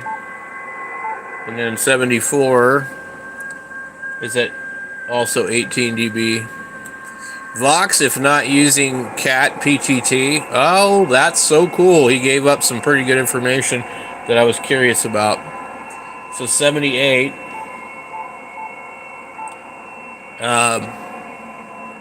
He's got the Vox gain set at 50. I'm going to set mine right there. Okay. Which is the default number. 79. 300 milliseconds. That's default. Okay, and then 180. You go 180. Line number 180 would be. Damn, where are we at? 180. Vox select. Vox select. Where is 180? Interesting. He's got it on mic. Alright. I'm going to set it to that anyway, because so it says Vox if not using Cat PTT. Wonder why you would set it to mic. Mic. Vox gain 10. Mine's at 30. Let's go 10. Select. And then Vox delay 100 milliseconds. Mine's at 500. 100. Okay. And then anti-Vox should be at 50 by default. It is. And then that's probably about it. Interesting though, he's got these settings here.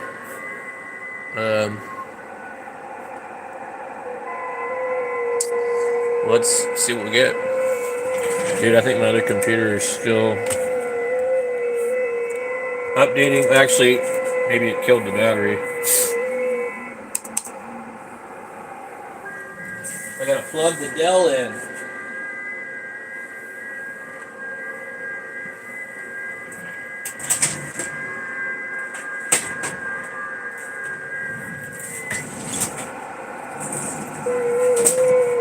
Where's the Dell? I got like a couple of power supplies for these Dells. What do we got here?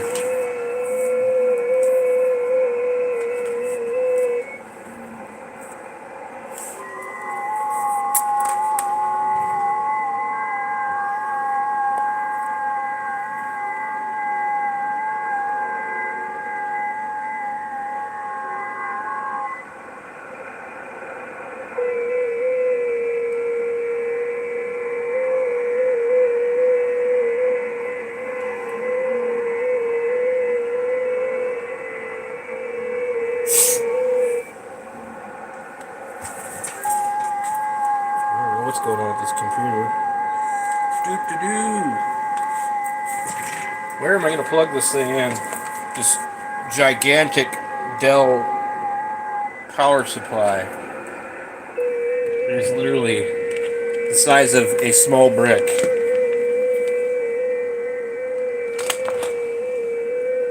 And it plugs in a very odd spot. Like off to the angle or something. Not that one?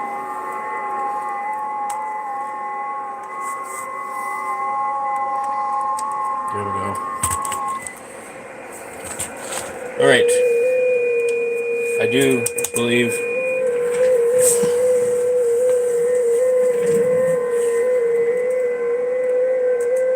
There we go. But let's leave that out of the way. I'm gonna come back in here and see.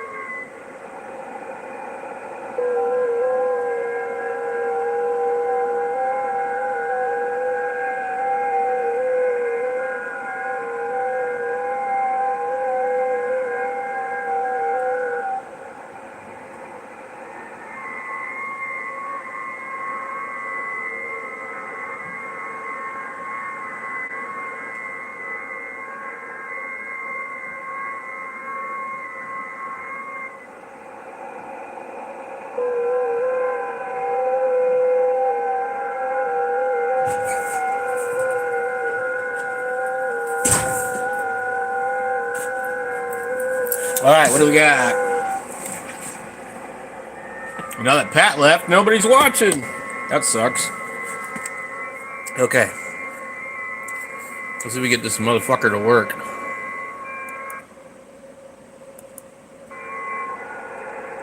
Nope.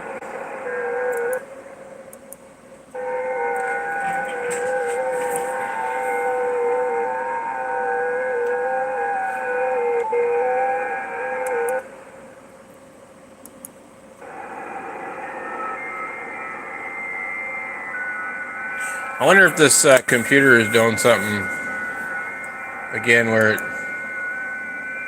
has switched my speakers or something.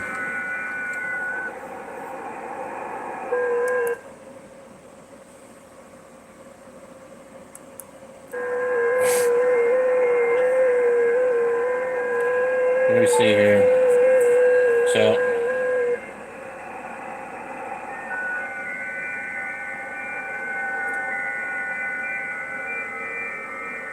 we got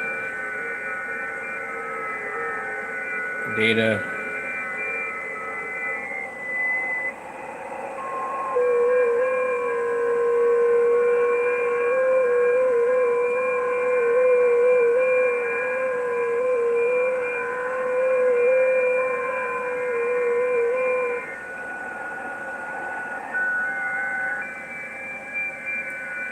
We get cat select.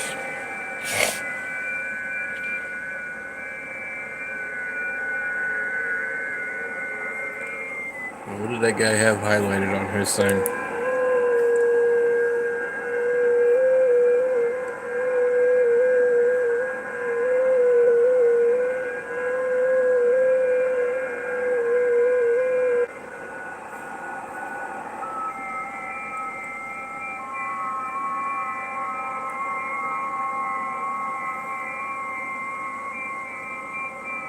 It says the radio can be picky.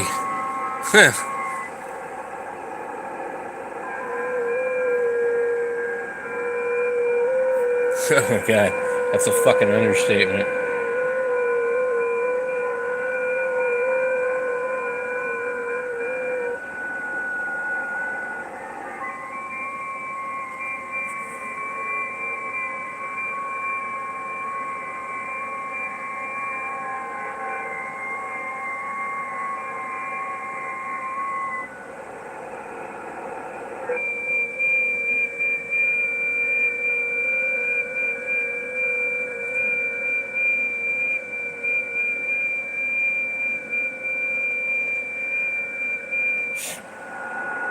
I can't get this thing to work.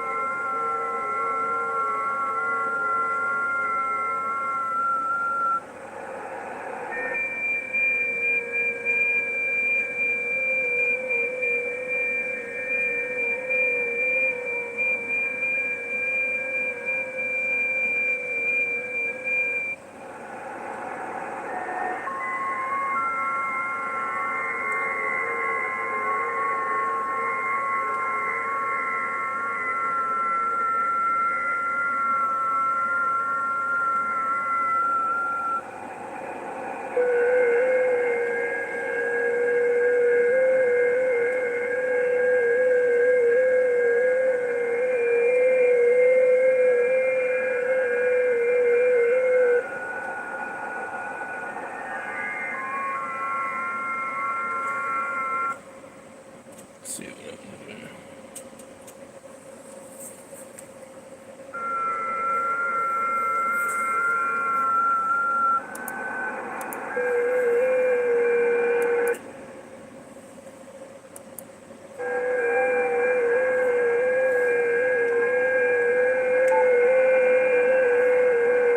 Well, I think maybe the level might be too low on the audio levels. Well, data out. Let's go 77. Item 77 is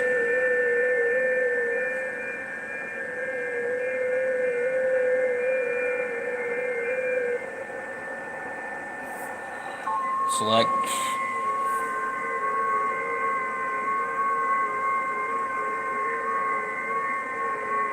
I'm gonna set it to 50. I'm gonna come in, key the radio, no output. Okay. Let's see.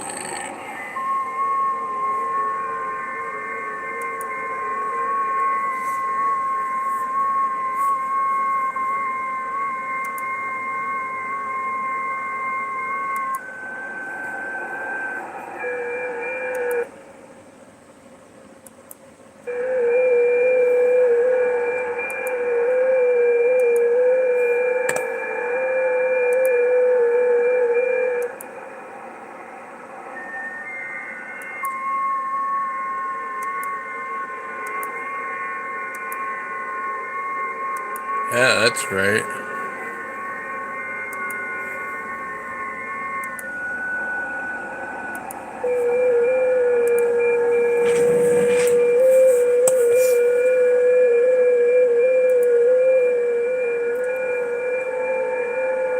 Why would it say that? What the fucking hell?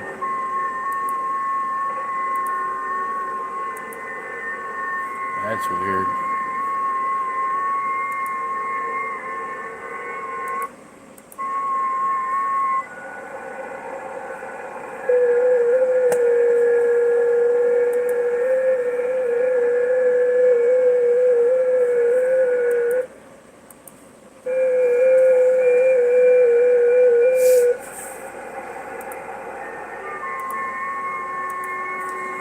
Well, I'm gonna try and restart the computer.